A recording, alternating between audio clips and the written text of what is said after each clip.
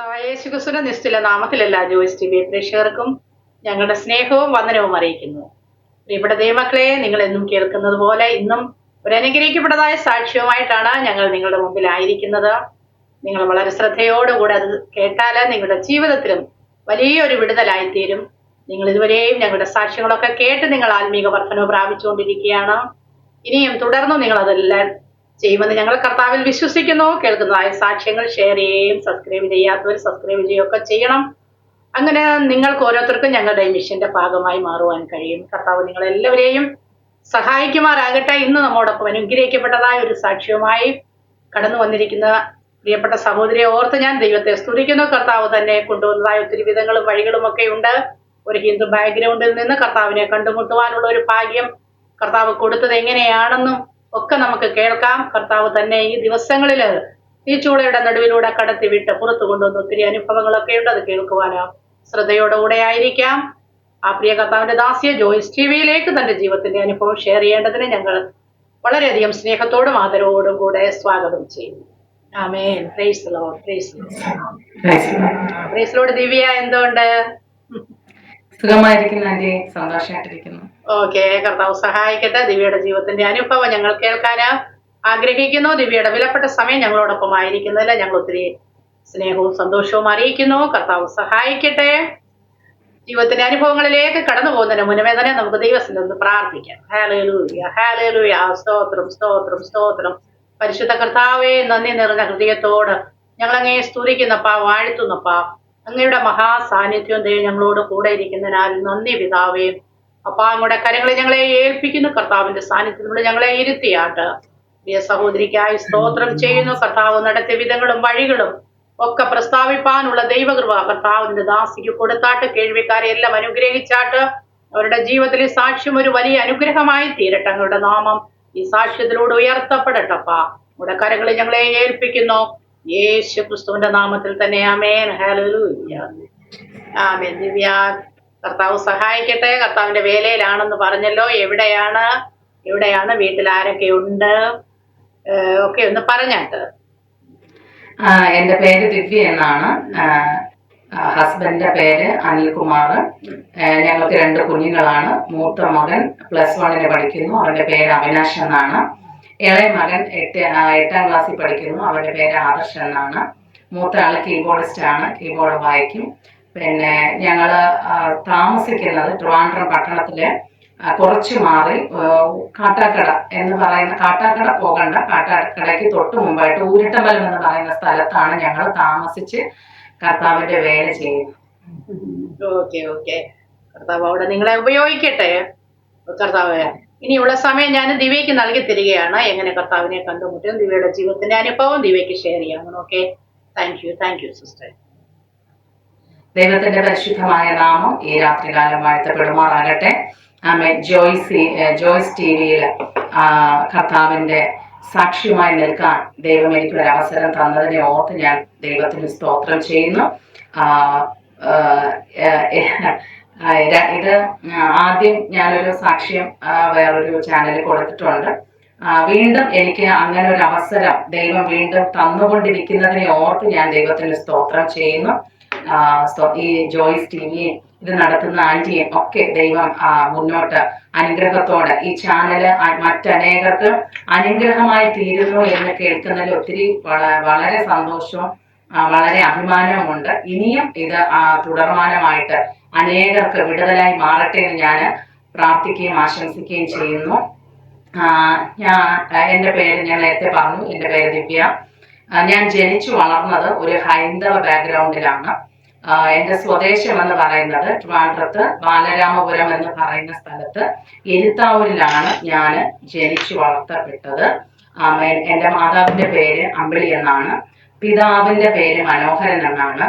പിതാവിന്റെ സ്നേഹം കിട്ടിയോ എന്ന് ചോദിച്ചാൽ എനിക്ക് ഒട്ടും കിട്ടിയിട്ടില്ല. കാരണം 1.5 വയസ്സായപ്പോൾ പിതാവ് ഞങ്ങളെയൊക്കെ ഉപേക്ഷിച്ചിട്ട് പോയി. എന്നാൽ എൻ്റെ മാതാവ് ഒത്തിരി കഷ്ടപ്പാടിലൂടെ ഒത്തിരി വീട്ടു ജോലിക്കൊക്കെ പോയി. പണ്ട് കാലത്ത് മെറ്റൽ അടിക്കുന്ന ഒരു സമ്പ്രദായമുണ്ട്. ആ സമ്പ്രദായം ആണ് എൻ്റെ മാതാവും മാതാവിൻ്റെ അമ്മയും ഒക്കെ ചെയ്തുകൊണ്ടിരുന്നത്. അപ്പോൾ ഞങ്ങളുടെ കുടുംബത്തിനകത്ത് ആണുങ്ങളെന്ന് പറയാൻ ആരുമില്ല. എല്ലാം സ്ത്രീകളാണ്. അപ്പോൾ എന്നെ വളർത്തിയത് അത്രത്തോളം അതായത് ദാരിദ്ര്യപ്പെട്ട ഒരു കുടുംബത്തിനകത്താണ് ഞാൻ ജനിച്ചു വളർത്തപ്പെട്ടത്. മുൻകാലങ്ങളിൽ എൻ്റെ അമ്മ എന്നോട് പറഞ്ഞത് ഇങ്ങനെയാണ്. എൻ്റെ അമ്മയുടെ ഒക്കെ കുട്ടിക്കാലത്ത് നല്ലൊരു നിലയിലാണ് കഴിഞ്ഞു വന്നിരുന്നത്. അതായത് എൻ്റെ അമ്മയുടെ അമ്മയുണ്ട്, മുതുമുത്തശ്ശി. ആ മുതുമുത്തശ്ശിയുടെ ഹസ്ബൻഡും ഒക്കെ നല്ല രീതിയിൽ കൃഷിയും നല്ല കാര്യങ്ങളും സമ്പത്തും അങ്ങനെ ഈ കൂവ കൃഷി, ചേമ്പ്, മരിച്ചീനി, അപ്പൊ ഒത്തിരി വസ്തുക്കളും കാര്യങ്ങളൊക്കെ ഉണ്ടായിരുന്നു. പക്ഷെ അതെല്ലാം ഒരു തകർച്ച അല്ലെങ്കിൽ ഒരു ദാരിദ്ര്യം കയറി വന്നപ്പോൾ അതൊക്കെ വീട്ടിന്റെ അടുത്തുള്ള ആൾക്കാർക്ക് വസ്തുക്കൾ 1 രൂപയ്ക്ക് 2 രൂപയ്ക്കൊക്കെ അപ്പൂപ്പൻ കൊടുക്കാനിടയായി തീർന്നു. അങ്ങനെ വിറ്റ് വിറ്റ് വിറ്റ് ലാസ്റ്റ് ഇവർക്കൊക്കെ വരേണ്ടുന്ന പങ്ക് 10 സെന്റിലും ഒതുങ്ങി നിന്നു. ബാക്കി എല്ലാം അപ്പൂപ്പൻ എന്ത് ചെയ്തു? അന്നത്തെ കാലത്ത് ആ ദാരിദ്ര്യപ്പെട്ട അതായത് ദാരിദ്ര്യം കയറി വന്നപ്പോ മുന്നോട്ട് പോകാൻ കഴിയാത്തൊരു നിലവാരം വന്നപ്പോ ഈ വസ്തുക്കളൊക്കെ വിറ്റ് കളഞ്ഞു എന്ന് എന്റെ മാതാവ് പറയുന്നത് എനിക്ക് അറിയാൻ പറ്റിയിട്ടുണ്ട്. അപ്പൊ എന്റെ മാതാവാണ് എന്നെ 18 വയസ്സ് വരെ വളർത്തി കൊണ്ടുവന്നത്. എൻ്റെ കുട്ടിക്കാലം എന്ന് പറയുന്നത് വളരെ ദയനീയമായിട്ടുള്ള ഒരു ദാരിദ്ര്യപ്പെട്ട, അതായത് കഴിക്കാൻ നല്ല ആഹാരമോ ഉടുക്കാൻ നല്ല വസ്ത്രമോ ഇല്ലാത്തൊരു വീട്ടിൽ ജനിച്ച ഒരു വ്യക്തിയാണ്. അതായത് ഫുൾ ഹൈന്ദവ ബാക്ക്ഗ്രൗണ്ട്. കോവിലിൽ പോകുന്നു, മറ്റു കാര്യങ്ങൾ ചെയ്യുന്നു. അതും കുഞ്ഞിലെ അങ്ങനെയൊക്കെയാണ് ഞങ്ങൾ വളർന്നു വന്നത്. പക്ഷെ ദാരിദ്ര്യം എന്ന് പറയുമ്പോൾ ഒരു വല്ലാത്ത ദാരിദ്ര്യം എന്ന് പറയുമ്പോൾ എൻ്റെ മാതാവ് വീട്ടു ജോലിക്ക് പോയിട്ടാണ് എന്നെ വളർത്തിയത്. വീട്ടു ജോലിയൊക്കെ ചെയ്ത്, അതും സിറ്റിക്കകത്തൊരു വീട്ടില് ആഴ്ചയിൽ വരും, ഒരാഴ്ച നിൽക്കും. ഞായറാഴ്ചയൊക്കെ വന്ന് എന്നെ കണ്ടിട്ട് വീണ്ടും തിങ്കളാഴ്ച എൻ്റെ മാതാവ് ആ വീട്ടിലേക്ക് പോയി ജോലിയൊക്കെ ചെയ്ത്, അങ്ങനെ പിന്നെ ചല്ലിയടിയും കാര്യങ്ങളൊക്കെ ആയി മാതാവിന്റെ മാതാവും 2 അമ്മൂമ്മമാരുണ്ട്. അവര് 3 പേരും ചേർന്നാണ് എന്നെ കുട്ടിക്കാലത്ത് വളർത്തിക്കൊണ്ട് വന്നത്. 18 വയസ്സ് വരെ എൻ്റെ മാതാവ് എന്നെ കഷ്ടപ്പെട്ടാണ് വളർത്തിയത്. അപ്പോ ഈ കർത്താവിനെ അറിഞ്ഞ കാലഘട്ടമുണ്ട്. അതെന്ന് പറയുന്നത് എനിക്ക് ഓർമ്മ വരുന്നത് ഒരു 3-ാം ക്ലാസ് 4-ാം ക്ലാസ് പഠിക്കുമ്പോൾ എൻ്റെ മാതാവിന് ഭയങ്കര തലവേദന ഉണ്ടായി. അപ്പൊ ഈ തലവേദന മാറാൻ വേണ്ടി എൻ്റെ മാതാവ് പല അമ്പലങ്ങളിലും നേർച്ചയിടുകയും അമ്പലത്തിൽ പോയി പൊങ്കാല ഇടുകയും, നിങ്ങൾക്ക് അറിയാമോന്ന് എനിക്ക് അറിയത്തില്ല, ഇവിടെ ട്രിവാൻഡ്രത്ത് ഒരു ഭയങ്കര ഉത്സവമുണ്ട്, ഈ ആറ്റുകാൽ പൊങ്കാല. അപ്പൊ ഈ എല്ലാ വർഷവും എൻ്റെ മാതാവ് അവിടെ പോയി പൊങ്കാല ഇടും, തലവേദന മാറാനാ. പക്ഷെ എൻ്റെ അമ്മയ്ക്ക് തലവേദന മാറിയതേ ഇല്ല. ഹോസ്പിറ്റലിൽ പോയി ചെക്കപ്പ് ചെയ്തു, ഗുളിക കഴിച്ചു, എല്ലാ കാര്യങ്ങളും ചെയ്തു. പക്ഷെ എൻ്റെ മാതാവിന് തലവേദന കുറയുന്നേ ഇല്ല. ഇതാണ് യേശുവിനെ കണ്ടുമുട്ടാനുള്ള ഒരു കാരണമായി തീർന്നത്. അപ്പോൾ എൻ്റെ മാതാവ് ഹോസ്പിറ്റലിൽ പോയ സമയത്ത് ഒരു ഡോക്ടർ പറഞ്ഞു, ഇത്രയും ഗുളികയും കാര്യങ്ങളെല്ലാം കഴിച്ചിട്ട് നിങ്ങൾക്ക് ഇതിനൊന്നും ഒരു കുറവുമില്ല, നിങ്ങൾ ഏതെങ്കിലും ഒരു പള്ളി ആലയത്തിൽ നിങ്ങൾ പോകൂ എന്ന് ആ ഡോക്ടർ പറയാനിടയായി തീർന്നു. ആ ഡോക്ടർ പറഞ്ഞതിന്റെ പ്രകാരം എൻ്റെ മാതാവ് ഈ അമ്പലങ്ങളിലൊക്കെ പോകുന്ന മാതാവ് ആയതുകൊണ്ട്, നേർച്ചയും കാര്യങ്ങളൊക്കെ ഇടുന്നതായതുകൊണ്ടും എൻ്റെ മാതാവ് ഈ ഡോക്ടർ പറഞ്ഞ വാക്ക് അങ്ങ് ഏറ്റെടുത്തു. അപ്പൊ ഞങ്ങളുടെ വീടിന്റെ തൊട്ടടുത്തുള്ള ഒരു പള്ളിയിൽ മാതാവ് പോയപ്പോഴത്തേന് ഈ തലവേദന അങ്ങ് മാറി. എൻ്റെ മാതാവ് തലവേദന മാറിയത് കൊണ്ട് അവര് യേശുവിനെ വിശ്വസിക്കുകയും സ്നാനമേൽക്കുകയും ചെയ്തു. അങ്ങനെയാണ് ഞങ്ങളുടെ ലൈഫിനകത്ത് യേശുവിനെ ഞാനും കണ്ടുമുട്ടുന്നത്. അങ്ങനെ ഞങ്ങൾ മൊത്തത്തിൽ ഹൈന്ദവ ആ ഒരു പശ്ചാത്തലത്തിൽ നിന്നും ഞങ്ങൾ മൊത്തമായിട്ട് ക്രിസ്ത്യാനി അതായത് യേശു അപ്പച്ചന്റെ കൂടെ മാറാനിടയായി തീർന്നു. അങ്ങനെ ഞാൻ എൻ്റെ കുട്ടിക്കാലം അങ്ങനെ പൊക്കോണ്ടിരിക്കുന്ന സമയത്ത് തന്നെ എൻ്റെ മാതാവിനെ വേറൊരു വിവാഹം കഴിക്കാനിടയായി. എനിക്ക് തോന്നുന്നത് ഒരു 4-ലോ 5-ലോ ഒക്കെ പഠിക്കുമ്പോഴാണ് ആ ഒരു വിവാഹം വന്നതും. എൻ്റെ മാതാവിന് ആ വിവാഹം കഴിച്ചു. എൻ്റെ ആദ്യത്തെ അച്ഛൻ 1.5 വയസ്സായപ്പോ ഞങ്ങളെയൊക്കെ ഉപേക്ഷിച്ച് പോയത്. അപ്പൊ പുള്ളിക്കാരൻ ഭയങ്കര മദ്യപാനിയായിരുന്നു. മദ്യപിച്ചില്ലെങ്കിൽ വീട് നോക്കാനും മറ്റു കാര്യത്തിനൊക്കെ നല്ല ഒരു സ്വഭാവമാണ്. പക്ഷെ മദ്യപിച്ചിട്ട് വന്നാൽ മാതാവിനെ തല്ലുകയും ഉപദ്രവിക്കുകയും ഒക്കെ ചെയ്യുന്നത് കൊണ്ട് മാതാവ് ഇത് സഹിച്ച് ഒത്തിരി നാൾ മുന്നോട്ട് പോയി. പക്ഷെ എന്നെ പ്രസവിച്ചതിന് ശേഷം ആണ് ഒരു 1.5 വയസ്സ് എനിക്ക് ആയ സമയത്താണ് എൻ്റെ പിതാവ് ഞങ്ങളെന്നെ ഉപേക്ഷിച്ചിട്ട് പോയതും മാതാവ് ആ രീതിയിൽ എന്നെ വളർത്തി കൊണ്ടുവരികയും ചെയ്തു. ഞങ്ങൾ യേശു കർത്താവിനെ അറിയുകയും ചെയ്തു. അത് അറിഞ്ഞതിന് ശേഷമാണ് ഇങ്ങനൊരു വിവാഹം വരാനിടയായി തീർന്നു. മാതാവ് 2ാമത് വിവാഹം കഴിച്ചു. അതിലൊരു അനിയൻ എനിക്കുണ്ട്. അപ്പൊ അങ്ങനെയും ആ പിതാവിലൂടെയും ഞങ്ങൾ വിവാഹം കഴിച്ച പിതാവ് ബന്ധക്കോസാണോ?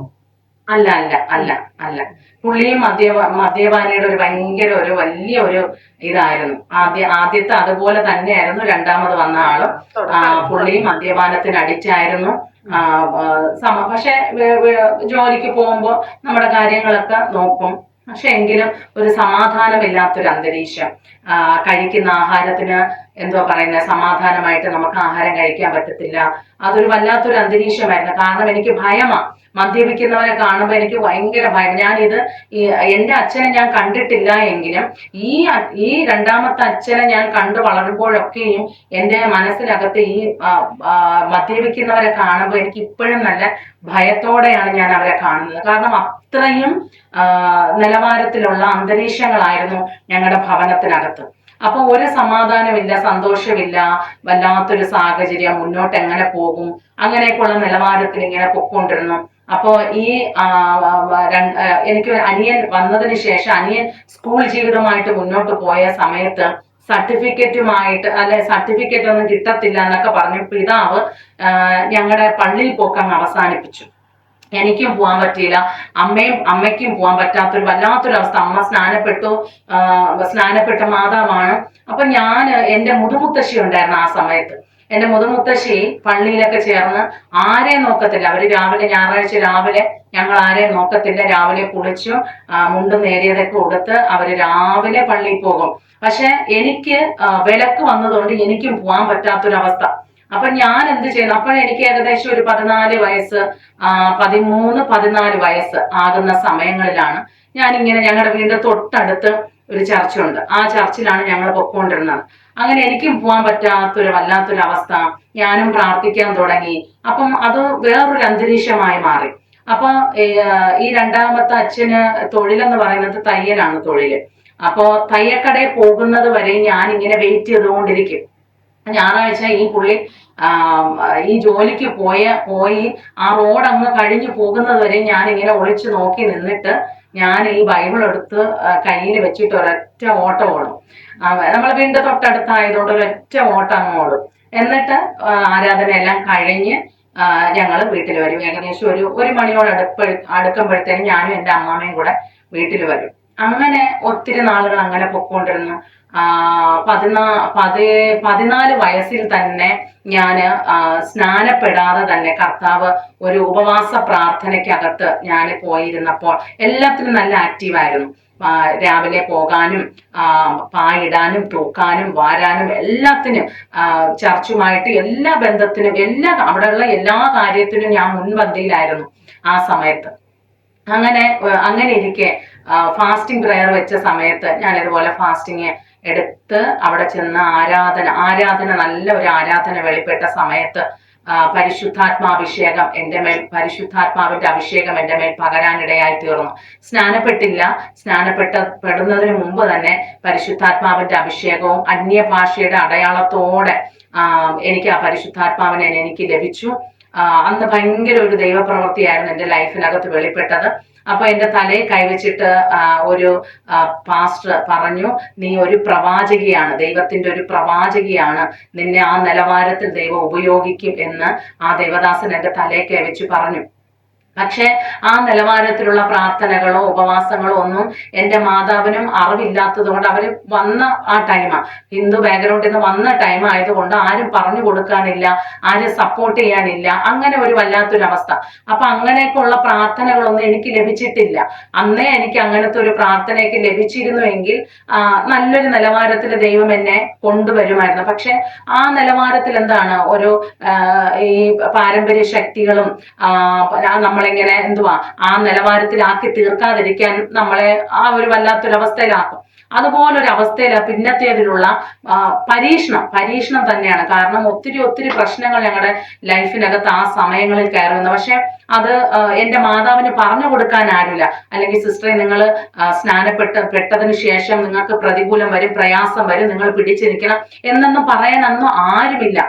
അങ്ങനെ ഇല്ലാത്തത് കൊണ്ട് എൻ്റെ മാതാവും പള്ളിയിൽ പോകുന്നത് അവിടെ സ്റ്റോപ്പ് ആവാൻ ഇടയായി തീർന്നു. അപ്പൊ ഈ പിതാവും ഞങ്ങളെ പള്ളിയിൽ പോകുന്നത് വിലക്കാനൊക്കെ ഇടയായി തീർന്നത് കൊണ്ട് ഞാനിങ്ങനെ ആ രീതിയിൽ വേറെ ഒരു പ്രശ്നം നമ്മളായിട്ട് ഉണ്ടാക്കണ്ടെന്ന് വിചാരിച്ചിട്ട് ഞാനും എന്താണ് ഇടയ്ക്ക് പോകും, ഇടയ്ക്ക് വരും. അങ്ങനെ എൻ്റെ ആ ഒരു കാലം അങ്ങനെ 14, 15, 10ാം ക്ലാസ് പിന്നെ എത്തിയ സമയത്ത് 10ാം ക്ലാസ് എഴുതി. സത്യം പറഞ്ഞ പാസ്സായില്ല, 8 നിലയിൽ പൊട്ടി. അന്നത്തെ സാഹചര്യം അങ്ങനെ ആയിരുന്നു. കാരണം ഞങ്ങളെ പഠിപ്പിക്കാനും ഒരു ട്യൂഷന് വിടാനൊന്നുള്ള ഒരു സാഹചര്യം അന്നത്തെ കാലത്തില്ല. സ്കൂളില് ഞങ്ങൾ പൊക്കോണ്ട് പണ്ട് നിങ്ങൾക്കൊക്കെ അറിയാമോന്ന് എനിക്ക് അറിയത്തില്ല, ഞാൻ ഡ്രങ്ക് പെട്ടിയിലാണ് സ്കൂളില് ബുക്കെല്ലാം അടുക്കി കൊണ്ട് പൊക്കോണ്ടിരുന്നത്.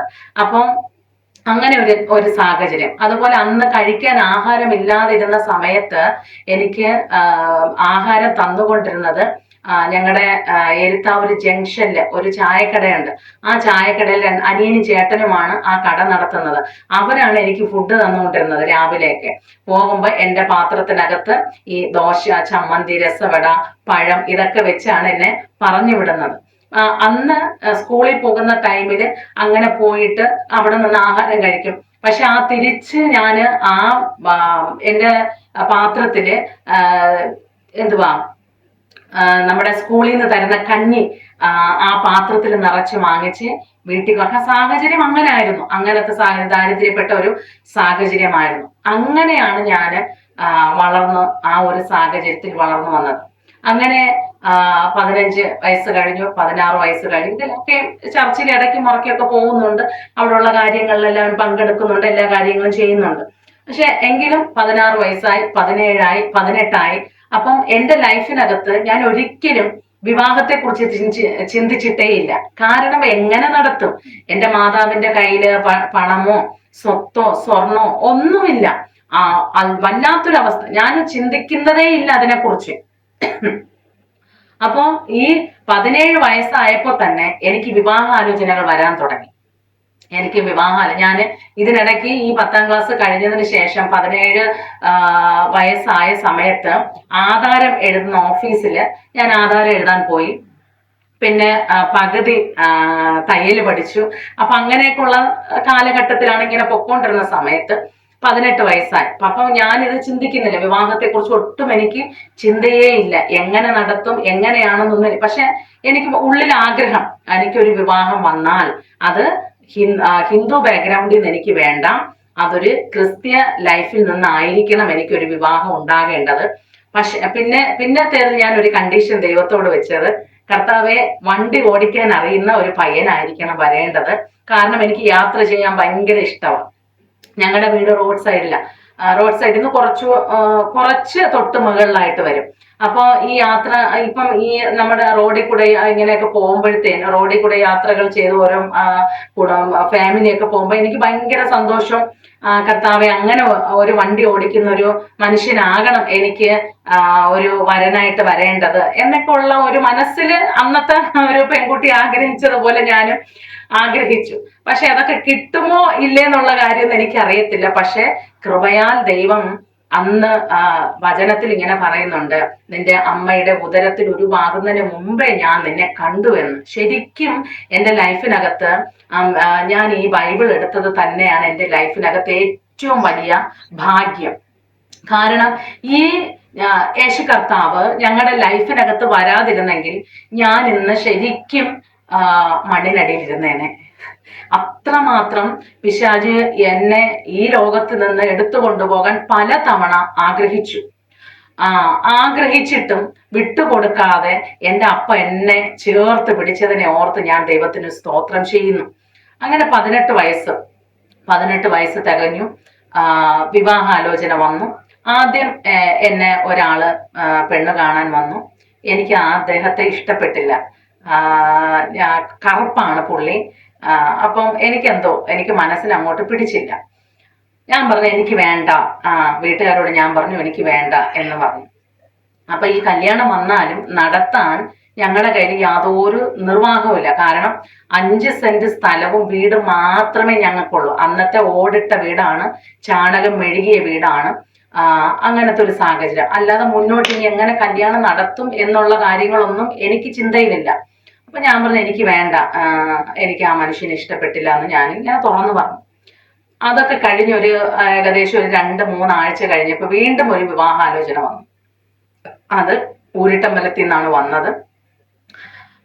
പുള്ളിയുടെ പേര് അനിൽകുമാർ എന്നാണ്. അപ്പം ഈ മനുഷ്യൻ എന്നെ പെണ്ണ് കാണാൻ വന്നു. എന്തോ ഒരിഷ്ടം ആ പുള്ളിയോട് എനിക്ക് തോന്നി.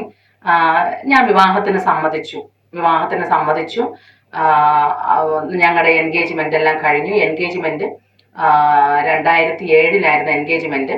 അങ്ങനെ ഞങ്ങൾ 9 മാസം ഞങ്ങൾ കാത്തിരിക്കേണ്ടി വന്നു. കാരണം വിവാഹത്തോടനുബന്ധിച്ച് ഒത്തിരി കാര്യങ്ങൾ ചെയ്യാനുള്ളത് കൊണ്ട് 9 മാസം വെയിറ്റിങ്ങിലായിരുന്നു. അങ്ങനെ എനിക്ക് പുള്ളിയോട് അങ്ങനെ പുള്ളി വന്ന് കണ്ടു, കാര്യങ്ങളൊക്കെ സംസാരിച്ചു. ആ പുള്ളിയാണ് എന്നെ വിവാഹം ചെയ്തത്. പുള്ളിയുടെ പേര് അനിൽകുമാർ എന്നാണ്. അപ്പൊ പുള്ളിയുടെ മാതാവ് ഹൈന്ദവ ബാക്ക്ഗ്രൗണ്ട് ആണ്. പപ്പ വന്നിട്ട് ക്രിസ്ത്യൻ ബാക്ക്ഗ്രൗണ്ട്. അപ്പം അവര് എന്തായാലും മാതാവും പിതാവും എല്ലാവരും പള്ളിയിൽ പോകുന്നവര്. അപ്പൊ എനിക്കൊരു ആശ്വാസം, ദൈവമേ ഞാൻ പറഞ്ഞതുപോലെ കർത്താവ് എനിക്ക് തന്നു.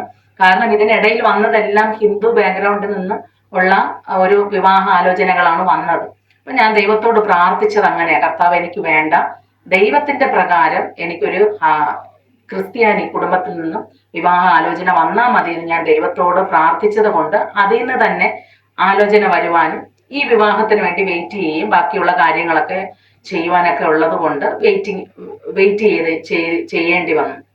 അപ്പൊ ആകപ്പാടെ ഞങ്ങളുടെ കയ്യിലുണ്ടായിരുന്നത് 5 സെന്റ് സ്ഥലവും വീട് മാത്രമാണ്. അപ്പൊ അത് ഞങ്ങള് 1.5 ലക്ഷം രൂപയ്ക്ക് അന്ന് ആ വസ്തുവും വീടും വിൽക്കാനിടയായി തീർന്നു. ആ വസ്തുവും വീടും വിറ്റിട്ടാണ് എന്നെ അയച്ചത്, എന്നെ കല്യാണം കഴിപ്പിച്ചയച്ചത്. ഇപ്പൊ 2008 ഏപ്രിൽ മാസം 28-ാം തീയതി ഞങ്ങളുടെ വിവാഹം കഴിഞ്ഞു. വിവാഹം കഴിഞ്ഞതെല്ലാം ഭയങ്കര ഒരു ട്രാജഡി ആയിരുന്നു. കാരണം ഞാൻ ആഗ്രഹിച്ചത് ഒരു ക്രിസ്ത്യാനി വിവാഹമാണ് ആഗ്രഹിച്ചത്. പക്ഷെ എന്തോ അത് അന്നത്തെ സാഹചര്യത്തില് എൻ്റെ പപ്പ അതെനിക്ക് ചെയ്തു തന്നില്ല. അതായത് മുന്നോട്ടുള്ള ജീവിതത്തിൽ നിങ്ങൾക്ക് സർട്ടിഫിക്കറ്റും അതൊക്കെ കിട്ടണമെങ്കിൽ ഹിന്ദുവിന്റെ ഇത് വെച്ചാലേ പറ്റത്തുള്ളൂ എന്നൊക്കെ പറഞ്ഞിട്ട് വിവാഹം നടത്തിയത് ശരിക്കും ഹിന്ദുവിന്റെ ഒരു സംവിധാനത്തിലാണ്. കോവിലിലെ പോറ്റിയൊക്കെ വന്ന് എനിക്ക് ഒത്തിരി സങ്കടം തോന്നി ആ ഒരു സാഹചര്യം. കാരണം ഞാൻ പ്രാപിച്ച അഭിഷേകം എല്ലാം ആ സമയത്തെല്ലാം നഷ്ടപ്പെട്ടു പോയി. ഞാൻ ഒത്തിരി വില കൊടുത്തു. പിന്നത്തേതിൽ ആ അഭിഷേകത്തെ എനിക്ക് തിരിച്ചു കിട്ടാനും അന്യഭാഷ തിരിച്ചു കിട്ടാനും ഒക്കെ ഞാൻ ഒത്തിരി ദൈവസന്നിധിയിൽ ഉപവസിക്കുകയും കരയുകയും പ്രാർത്ഥിക്കുകയും ചെയ്തത്. അങ്ങനെ അവര് 2008 ഏപ്രിൽ മാസം ഞങ്ങളുടെ വിവാഹം കഴിഞ്ഞു. ഏതൊരു പെണ്ണും ആഗ്രഹിക്കുന്നത് പോലെ തന്നെ ഞാനും ആഗ്രഹിച്ചു നല്ലൊരു ലൈഫ്, നല്ലൊരു സമാധാന അന്തരീക്ഷം, എല്ലാവരോടും സന്തോഷത്തോടും സമാധാനത്തോടും കൂടെ മുന്നോട്ട് പോകണം എന്നൊക്കെയുള്ള നല്ല സ്വപ്നങ്ങളുമായിട്ടാണ് ഞാൻ ഈ ഭവനത്തിൽ വന്ന് കയറിയത്. പക്ഷേ സ്തോത്രം, എവിടെയൊക്കെ എന്തൊക്കെയോ ഭയങ്കരമായ പ്രശ്നങ്ങളാണ് ഞങ്ങളുടെ ലൈഫിനകത്തുണ്ടായി. 2 ദിവസം സന്തോഷത്തോടെ ഇരിക്കുമെങ്കിൽ 3ന്റെ അന്ന് ഞങ്ങൾ അടിച്ചു പിരിയും. അങ്ങനത്തെ ഒരു വല്ലാത്തൊരു അവസ്ഥയിലായിരുന്നു ഞങ്ങളുടെ കുടുംബജീവിതം. ഒരു 6-7 മാസമൊക്കെ നന്നായിട്ട് പോയി. പിന്നത്തേതിലുള്ള ജീവിതം എന്ന് പറയുമ്പോൾ വല്ലാത്തൊരവസ്ഥയാണ്. കാരണം എൻ്റെ ഹസ്ബൻഡ് നല്ല മദ്യപാനിയായിരുന്നു, നല്ല രീതിയിൽ മദ്യപിക്കുമായിരുന്നു. അപ്പോൾ വർക്ക്ഷോപ്പ് ഉണ്ട്. പുള്ളിയുടെ ജോലി എന്ന് പറയുന്നത് വെൽഡിങ്, ഈ ഗ്രില്ല്, ഗേറ്റ്, റൂഫിന്റെ ഒക്കെ പണി ചെയ്യുന്നു. അപ്പം വർക്ക്ഷോപ്പ് ഉള്ളത് കൊണ്ട് പുള്ളി രാവിലെ പോയാൽ ഏകദേശം ഒരു 12-1 മണിയൊക്കെ ആകും വരുമ്പോൾ. അന്ന് കൂട്ടുകാരിഷ്ടം പോലെ ഉണ്ട്. അപ്പം ഈ ജോലി ചെയ്ത് കിട്ടുന്ന പൈസ പകുതിയും മദ്യപിച്ച് തീർക്കും. കൂട്ടുകാരോടൊത്തു കൂടി അവരെ കൂടെ പോകും. പക്ഷെ എന്നെ നോക്കത്തില്ല എന്നല്ല, നോക്കും, എന്റെ കാര്യങ്ങളൊക്കെ ചെയ്യും. പക്ഷെ നമ്മൾ ആഗ്രഹിക്കുന്ന ഒരു ലൈഫുണ്ട്. എന്താ, പള്ളിയിൽ പോകണം, ആരാധിക്കണം, ദൈവത്തിന് വേണ്ടി എന്തെങ്കിലുമൊക്കെ ചെയ്യണം എന്നുള്ള ഒരു എന്തോ ആഗ്രഹത്തോടു കൂടെയാണ് കല്യാണം കഴിഞ്ഞ് വന്നത്. പക്ഷെ പുള്ളിയുടെ ലൈഫിനകത്ത് പുള്ളി ശരിക്കും നല്ല രീതിയിൽ മദ്യപാനത്തിന് അടിമപ്പെട്ട ഒരു മേഖലയായിരുന്നു. പക്ഷെ അന്ന് എനിക്ക് എന്റെ മാതാവും പിതാവും പറഞ്ഞു, അവൻ ഇച്ചിരി മദ്യപിക്കും എന്ന് പറഞ്ഞായിരുന്നു. അപ്പൊ ഞാൻ എന്റെ ഉള്ളിൽ ഇങ്ങനെ പറഞ്ഞു, ഏത് മദ്യപാനിയെയും കൊണ്ടുവരാൻ എന്റെ ദൈവത്തിന് കഴിയും എന്ന് ഞാൻ എന്റെ ഉള്ളിൽ ഇങ്ങനെ പറഞ്ഞു. പക്ഷേ ആ വാക്ക് ശരിക്കും ദൈവം എടുത്തു വെച്ചു. ഞാൻ പറഞ്ഞ വാക്ക് ശരിക്കും കർത്താവ് എന്ത് ചെയ്തു, എടുത്തു വെച്ചു. അങ്ങനെ ഈ മദ്യപിക്കുന്ന ഈ എന്റെ ഭർത്താവ്, ഞങ്ങള് ഞാൻ ദിവസങ്ങളിൽ പ്രാർത്ഥിക്കും, കർത്താവെ മദ്യപാനം മാറണം, പഴയ നല്ലൊരു ജീവിതം എനിക്ക് കിട്ടണം എന്നൊക്കെ ഉള്ള രീതിയിൽ നല്ല രീതിയിൽ പ്രാർത്ഥിച്ചു മുന്നോട്ട് പോകും. 2009 ഞാൻ എൻ്റെ മൂത്ത മകന് ജന്മം നൽകുന്നത്. 2009 ജനുവരി 29 20 തീയതി അവന് ജന്മം നൽകി. അങ്ങനെ മൂത്ത കുഞ്ഞുണ്ടായി. അവന്റെ ആ സന്തോഷവും കളിയും ചിരിയും അതൊക്കെ അങ്ങനെ നടന്നു പൊക്കോണ്ടിരുന്നു. വീണ്ടും മദ്യപാനത്തിനൊന്നും ഒരു മാറ്റവും വന്നില്ല. നല്ല രീതിയിൽ മദ്യപിക്കുന്ന ഒരവസ്ഥയായിരുന്നു ആ സമയങ്ങളിലും.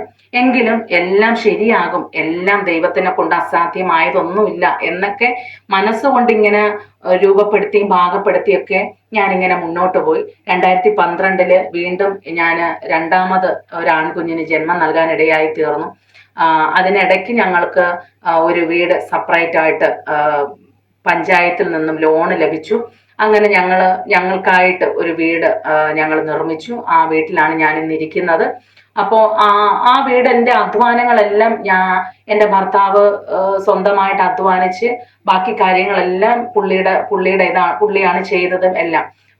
ഞങ്ങൾക്ക് അന്ന് പഞ്ചായത്തിൽ നിന്നും കിട്ടിയ വെറും തുച്ഛമായ തുക 75,000 രൂപയാണ് അന്നത്തെ 2008 ഞങ്ങൾക്ക് ലഭിക്കുന്നത്. അതിനെ കൊണ്ട് ആ പൈസ കൊണ്ട് നമുക്ക് ഒരു വീട് പൂർത്തീകരിക്കാൻ പറ്റത്തില്ല അന്നത്തെ കാലത്ത്.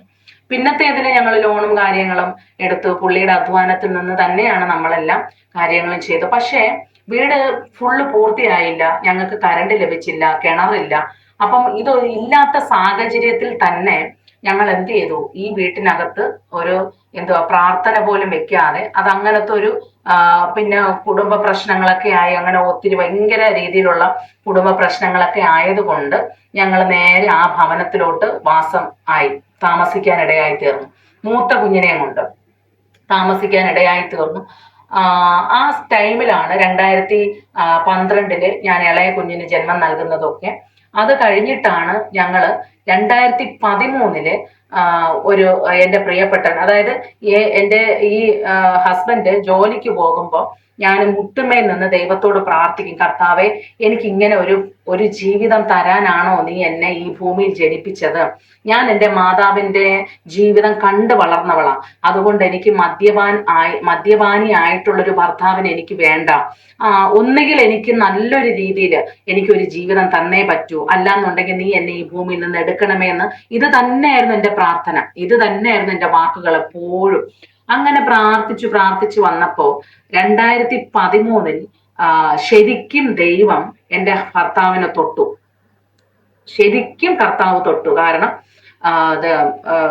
വർക്ക്ഷോപ്പ് ഉണ്ടായിരുന്ന ആ ടൈമിലാണ് കർത്താവിന്റെ ആത്മാവ് ശരിക്കും ഈ പുള്ളിയെ അങ്ങ് തൊടാനിടയായി തീർന്നത്. രാത്രിയില് ജോലി കഴിഞ്ഞിട്ട് ബാറിൽ പോയി മദ്യപിച്ചിട്ട് തിരിച്ചു വരുന്ന സമയത്ത് ഞങ്ങൾക്ക് വീട്ടിൽ കൊണ്ടുവരാൻ മാവും എന്തൊക്കെയോ കവറിൽ ഞങ്ങൾക്ക് വീട്ടിനകത്ത് സാധനങ്ങളൊക്കെ വാങ്ങിച്ചു വെച്ചിരുന്നു.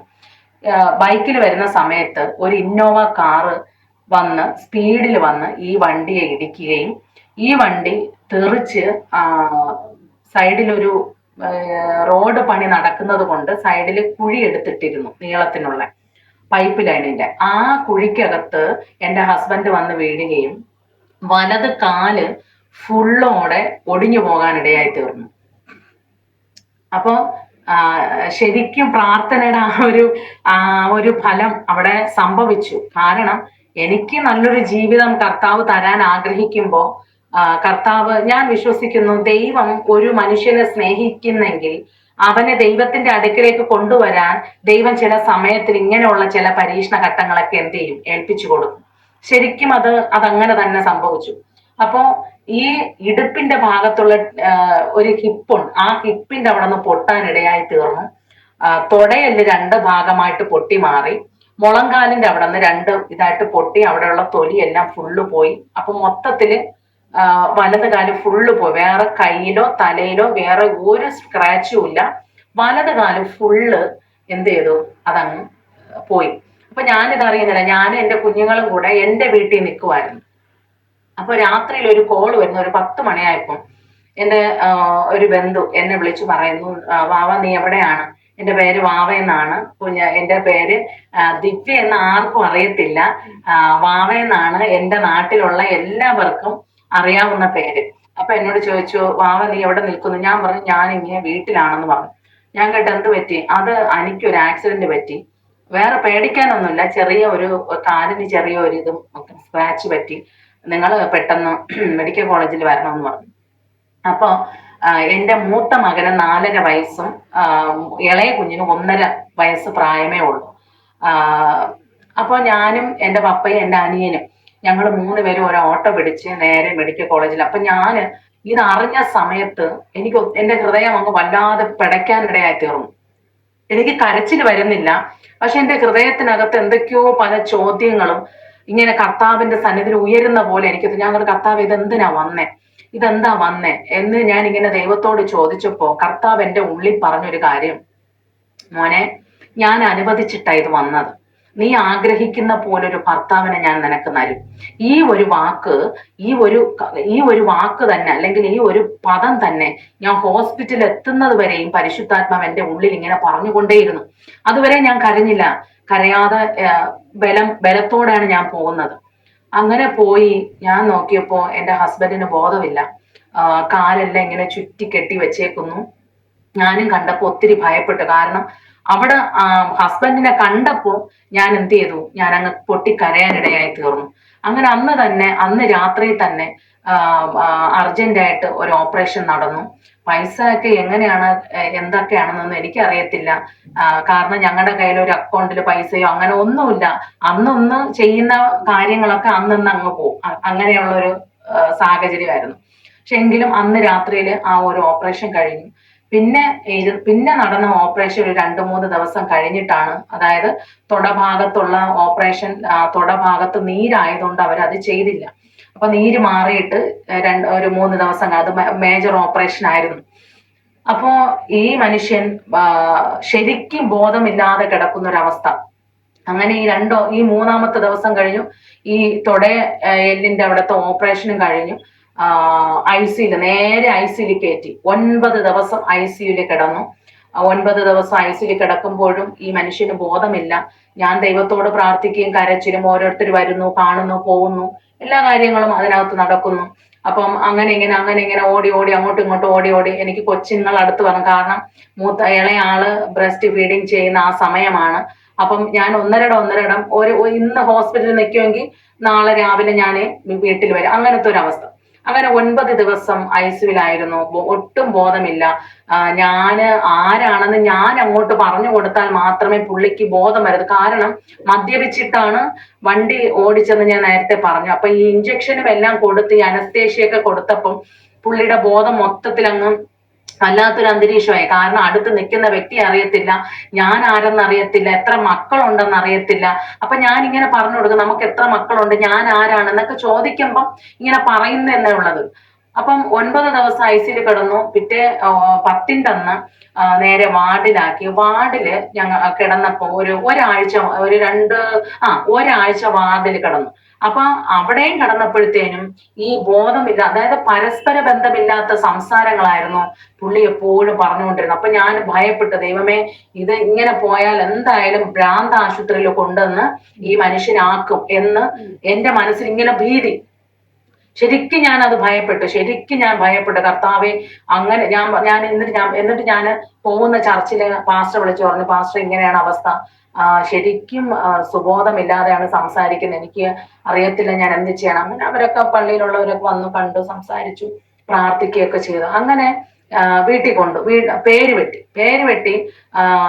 വെട്ടിയ സമയത്ത് ഞാൻ വിചാരിച്ചു, ദൈവമേ ഇനി വീട്ടിന്റെ അടുത്തുള്ള ഏതെങ്കിലും ഹോസ്പിറ്റലിൽ കൊണ്ട് പോകാനായി. കാരണം നല്ല മുറിവുണ്ട്, കാലിന് നല്ല മുറിവുള്ളത് കൊണ്ട് വീട്ടിൽ വിടത്തില്ല, അടുത്ത ഏതെങ്കിലും ഹോസ്പിറ്റൽ. പക്ഷെ അവര് പറഞ്ഞത് ഇല്ല, ഹോസ്പിറ്റലിൽ കൊണ്ടുപോകണ്ട, നിങ്ങൾ നേരെ വീട്ടിൽ കൊണ്ടുപോയാൽ മതി എന്നാ പറഞ്ഞു. അപ്പൊ ഡോക്ടർ ഞങ്ങളോട് പറഞ്ഞത് 8 മാസം കഴിഞ്ഞ് ഈ പുള്ളി കട്ടിലിൽ നിന്ന് എഴുന്നേൽക്കത്തുള്ളൂ, അതുവരെയും കിടന്നുകൊണ്ടായിരിക്കും കാര്യങ്ങളൊക്കെ ചെയ്യുന്നത് എന്ന് പറഞ്ഞു. അങ്ങനെ ഞങ്ങൾ നേരെ വീട്ടിൽ വന്നത്, വലിയ നിരാശയോടെ വീട്ടിൽ വന്നു ഒരു 2 ദിവസം കഴിഞ്ഞപ്പോൾ ഒരു ഉപവാസ പ്രാർത്ഥന വെച്ചു. അതുവരെയും കട്ടിലിൽ കിടക്കുന്ന വ്യക്തിയെ ഞാൻ താങ്ങി എഴുന്നേൽപ്പിച്ചാലേ എണീറ്റിരിക്കാൻ പറ്റത്തുള്ളൂ. അതും ഒരു 5 മിനിറ്റ് നേരം പോലും ഇരിക്കാൻ കഴിയത്തില്ല. ഈ അനസ്തേഷ്യയൊക്കെ കൊടുത്തത് കൊണ്ട് ഇരിക്കുമ്പം നല്ല നടുവേദനിക്കും. അപ്പൊ അപ്പോഴ് തന്നെ എന്ത് ചെയ്യും, കിടക്കുകയും ചെയ്യും. അങ്ങനെ ഞങ്ങൾ ആരാധന സമയത്ത് ഞങ്ങൾ എല്ലാവരും നല്ല രീതിയിൽ ആരാധിച്ചുകൊണ്ടിരുന്നപ്പോ ഞാൻ തിരിഞ്ഞു നോക്കിയപ്പോഴത്തേനും എന്റെ ഹസ്ബൻഡ് എന്റെ സഹായം കൂടാതെ കട്ടിലിൽ നിന്നും എഴുന്നേറ്റിരിക്കുന്നത് കാണാനുള്ള ഭാഗ്യം ദൈവം എനിക്ക് തന്നു. അപ്പൊ ഞാൻ ഒത്തിരി സന്തോഷിച്ചു. അപ്പൊ പിന്നത്തേതിൽ ഞാൻ പ്രാർത്ഥനയെല്ലാം കഴിഞ്ഞപ്പോ ഞാൻ ചോദിച്ചവൻ പറഞ്ഞു, അത് എന്റെ അടുത്ത് ആരോ വന്ന് എന്നോട് പറഞ്ഞു എഴുന്നേൽക്കെന്ന് പറഞ്ഞു, അതുകൊണ്ടാണ് ഞാൻ എഴുന്നേറ്റിരുന്നേന്ന് പറഞ്ഞു. അങ്ങനെ ദൈവവുമായിട്ട് ഒരു ബന്ധമില്ല. കാരണം ഞങ്ങൾ പള്ളിയിൽ പോകുന്നു, വരുന്നു, ആരാധിക്കുന്നു എന്നുള്ളതേ ഉള്ളൂ. കാരണം എന്റെ ആ പഴയ ടച്ച് വിട്ടുപോയി. ഞാൻ പറഞ്ഞല്ലോ, ഹിന്ദു ആ ഒരു വിവാഹം കഴിച്ചതോടുകൂടെ എന്റെ ആ പഴയ ടച്ച് എല്ലാം പോയി. ദൈവത്തോടുള്ള ആരാധന, ആ ദൈവത്തോടുള്ള സ്നേഹം, എങ്കിലും ഉള്ളിൽ ആ സ്നേഹമുണ്ട്. പക്ഷെ പുറമെ ആ പോയ അന്നത്തെ അന്തരീക്ഷം ഒന്നും എനിക്ക് പിന്നത്തേതില്ല.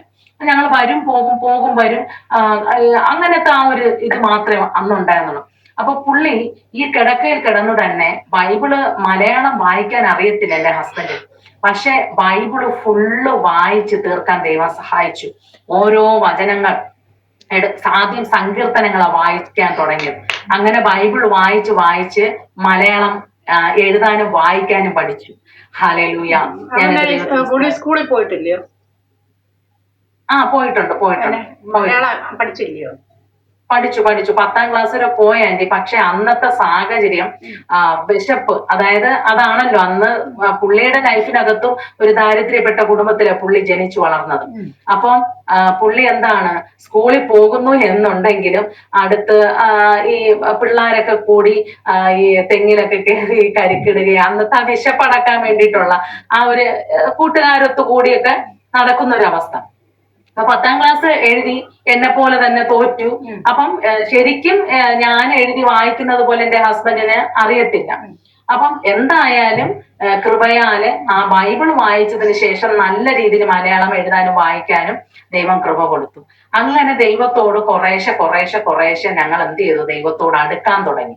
ഞങ്ങൾ 2 മക്കളെ ഞങ്ങൾ ദൈവത്തിന്റെ മുമ്പാകെ സമർപ്പിച്ചു. കർത്താവിന്റെ വേലയ്ക്കും ഞങ്ങളെ സമർപ്പിച്ചു കുടുംബമായിട്ട്. കർത്താവെ, ഇതിൽ നിന്ന് നീ ഞങ്ങൾക്ക് ഒരു വിടുതൽ തരികയാണെന്നുണ്ടെങ്കിൽ കർത്താവെ, ഞങ്ങൾ ജീവനുള്ള നാൾ വരെയും എന്റെ കർത്താവിന് വേണ്ടി ജീവിക്കാമെന്ന് ഞങ്ങൾ ദൈവസന്നിധിയിൽ ഒരു തീരുമാനമെടുത്തു. എന്റെ തലമുറകളെയും അങ്ങനെ സമർപ്പിച്ചു. അങ്ങനെ ഒരു 8 മാസം കഴിഞ്ഞേ ഈ മനുഷ്യൻ എഴുന്നേൽക്കത്തുള്ളൂ എന്ന് പറഞ്ഞ സ്ഥാനത്ത് 6 മാസമായപ്പം എന്റെ ഹസ്ബൻഡ് പതുക്കെ വാക്കറൊക്കെ വെച്ച് നടന്ന് ജോലിക്ക് പോകാനിടയായി തീർന്നു. അവിടെ നമ്മള് വർക്ക്ഷോപ്പ് ഉള്ളത് കൊണ്ട് അവിടെ പോയി ഇരുന്നാൽ മതി, കൂടെയുള്ള പണിക്കാര് പറഞ്ഞു കൊടുക്കുമ്പോൾ അവര് കാര്യങ്ങളൊക്കെ ചെയ്തു.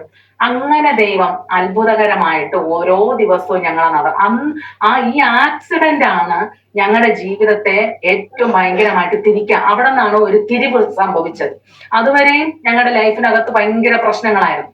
അപ്പൊ ഈ ആക്സിഡന്റ് ഇങ്ങനെ കഴിഞ്ഞു. 6 മാസമായപ്പോൾ പുള്ളി ജോലിക്ക് പോയി. ഞാനും പ്രയറും കാര്യങ്ങളൊക്കെ ആയിട്ടിരുന്നു. ഞങ്ങൾ പോകുന്ന ചർച്ചിൽ ഞങ്ങൾ ആക്റ്റീവ് ആകാൻ തുടങ്ങി. ഓരോ ഭവനങ്ങളിലും അവിടെ ഈ സെൽ മീറ്റിംഗ് ഉണ്ട്. അപ്പൊ ഈ സെൽ മീറ്റിങ്ങുകളിലൊക്കെ ഞങ്ങൾ ഇങ്ങനെ, അപ്പൊ വണ്ടി മറ്റേ ഇടിച്ച വണ്ടി അത് കൊടുത്തു. അപ്പൊ ഞങ്ങൾക്ക് വണ്ടി ഇല്ലാത്തതുകൊണ്ട് ഒരു ആക്റ്റീവ.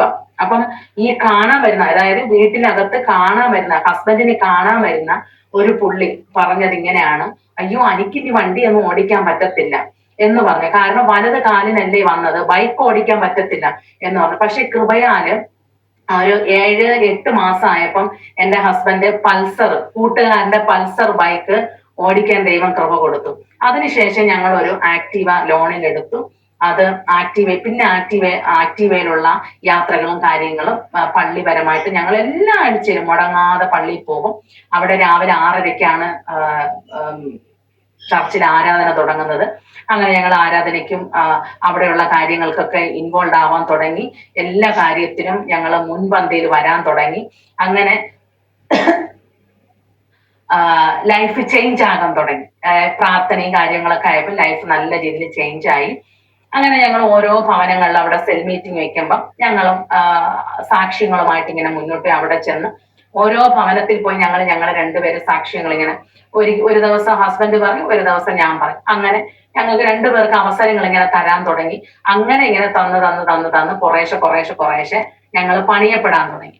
അങ്ങനെ ഈ കർത്താവിനെ ഇങ്ങനെ ഈ രീതിയിൽ ആരാധിച്ചു വന്നപ്പോ എന്റെ ഭവനത്തിന്റെ അന്തരീക്ഷത്തിനകത്ത് വലിയ വ്യത്യാസം വന്നു. കാരണം ഞാൻ നേരത്തെ പറഞ്ഞു, ഭവനത്തിന്റെ പണികളൊന്നും പൂർത്തീകരിച്ചിട്ടില്ല, കറണ്ട് കിട്ടിയിട്ടില്ല, കിണർ വെട്ടിയിട്ടില്ല എന്നൊക്കെ പറഞ്ഞു.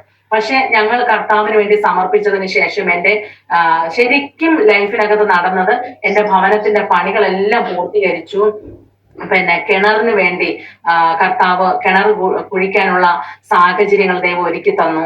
കറണ്ട് ശരിക്കും ഞങ്ങള് പൈസ കൊടുത്താണ് ചെയ്യേണ്ടത്, പക്ഷെ ഫ്രീ കണക്ഷൻ ഞങ്ങൾക്ക് ലഭിക്കാനിടയായി തീർന്നു. അങ്ങനെ വീടിന്റെ സാഹചര്യങ്ങൾ മൊത്തത്തിൽ ഞങ്ങളുടെ ലൈഫിനകത്ത് മൊത്തത്തില് കർത്താവ് വലിയ ഒരു മാറ്റം ആ സാഹചര്യത്തില് കർത്താവ് ഞങ്ങൾക്ക് നൽകി തന്നു. അങ്ങനെ ഞങ്ങൾ നിന്ന ചർച്ചിനകത്ത് നല്ല ആക്റ്റീവായി ഇങ്ങനെ ഓടിക്കൊണ്ടിരുന്ന സമയത്ത് 2019 ആ കാലയളവിൽ ഇങ്ങനെ 21 days ഫാസ്റ്റിംഗ് ഉണ്ട് ഞങ്ങളുടെ ചർച്ചിൽ എല്ലാ വർഷവും. അങ്ങനെ 2019 ഞങ്ങൾ ഫാസ്റ്റിംഗ് ഇങ്ങനെ 21 ദിവസം ഇങ്ങനെ എടുത്തോണ്ടിരുന്നു. ഞാൻ പാടുന്ന ഒരു ശീലം എനിക്കുണ്ട് നല്ല രീതിയിൽ. ഞാൻ പാട്ടൊന്നും പഠിച്ചിട്ടില്ല, പക്ഷെ പാടുന്നത് കൊണ്ട് ചർച്ചില് ഉള്ള എല്ലാ കല്യാണങ്ങൾക്കൊക്കെ പാടാൻ എന്നെയും കൂടെ കൊണ്ടുപോകും. അപ്പൊ ചർച്ചിൽ കൊയറുണ്ട്, മറ്റു കാര്യങ്ങളൊക്കെ ഉണ്ട്.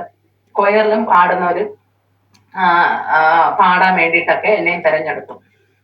അങ്ങനെ 2019 ആ ഒരു സാഹചര്യത്തിൽ മുന്നോട്ട് പോയിക്കൊണ്ടിരുന്നപ്പോ ഞാൻ നേരത്തെ പറഞ്ഞു, സെൽ മീറ്റിങ്ങുകളിൽ പോകുമ്പോൾ അവിടെ അതിന് തൊട്ട് മുമ്പായിട്ട് കർത്താവിന്റെ ആത്മാവ് എന്നോട് പറഞ്ഞു, ഒരു 10 ദിവസം ദൈവസന്നിധിയിൽ നീ ഇരിക്കണം എന്ന് പറഞ്ഞു. ഞാൻ പറഞ്ഞു, കർത്താവെ ശരിക്കും ദൈവാത്മാവാണോ എന്നോട് സംസാരിക്കുന്നത്? എനിക്കിത് വിശ്വസിക്കാൻ പറ്റുന്നില്ല. ഞാൻ വിചാരിച്ചു ഇതെന്റെ മാനുഷിക ബുദ്ധിയിൽ തോന്നുന്നതായിരിക്കും എന്ന് ഞാൻ വിചാരിച്ചു.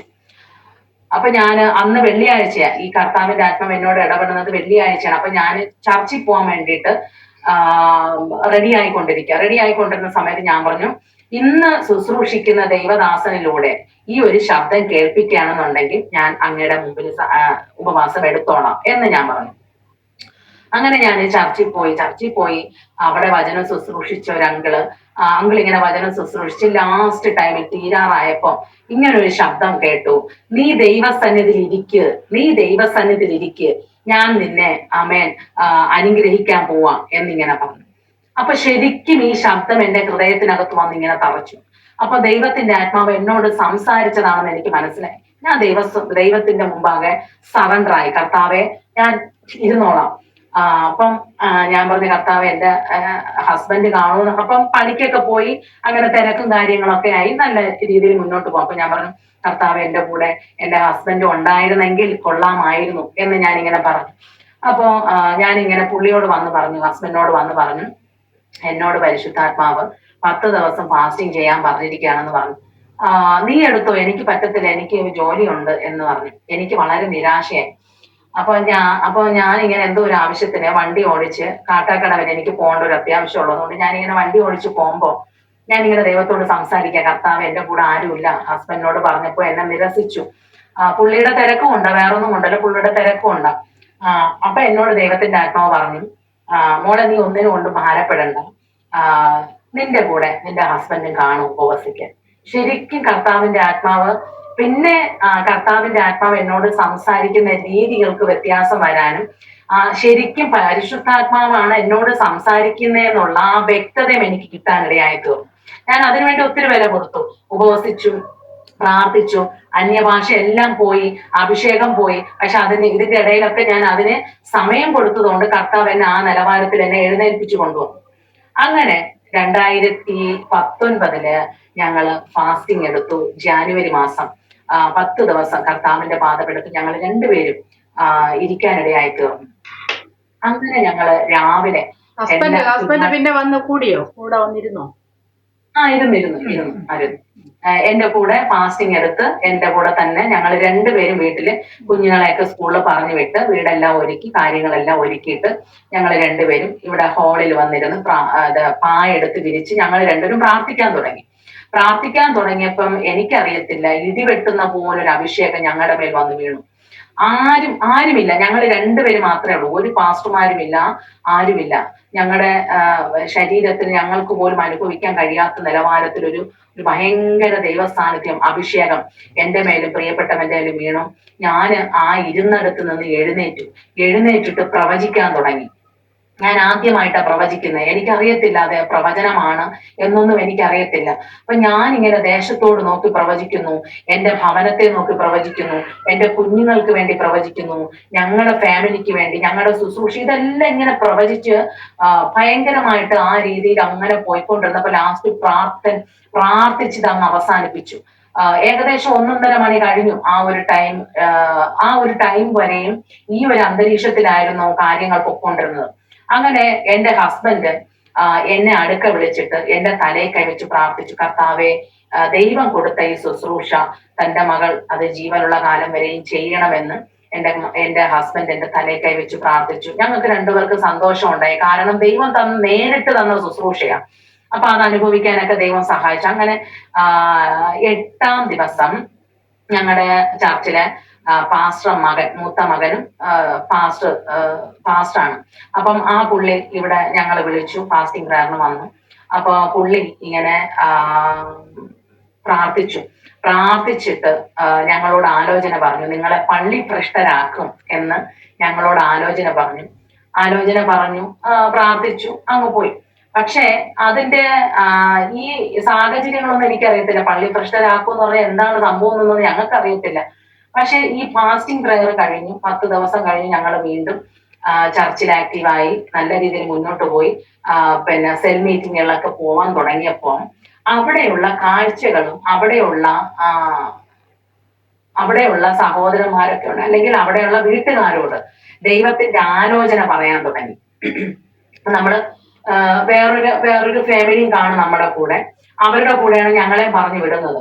അപ്പോ ഇത് ഞാൻ ചിലപ്പോ എനിക്ക് പ്രാർത്ഥിക്കാൻ അവസരം കിട്ടും.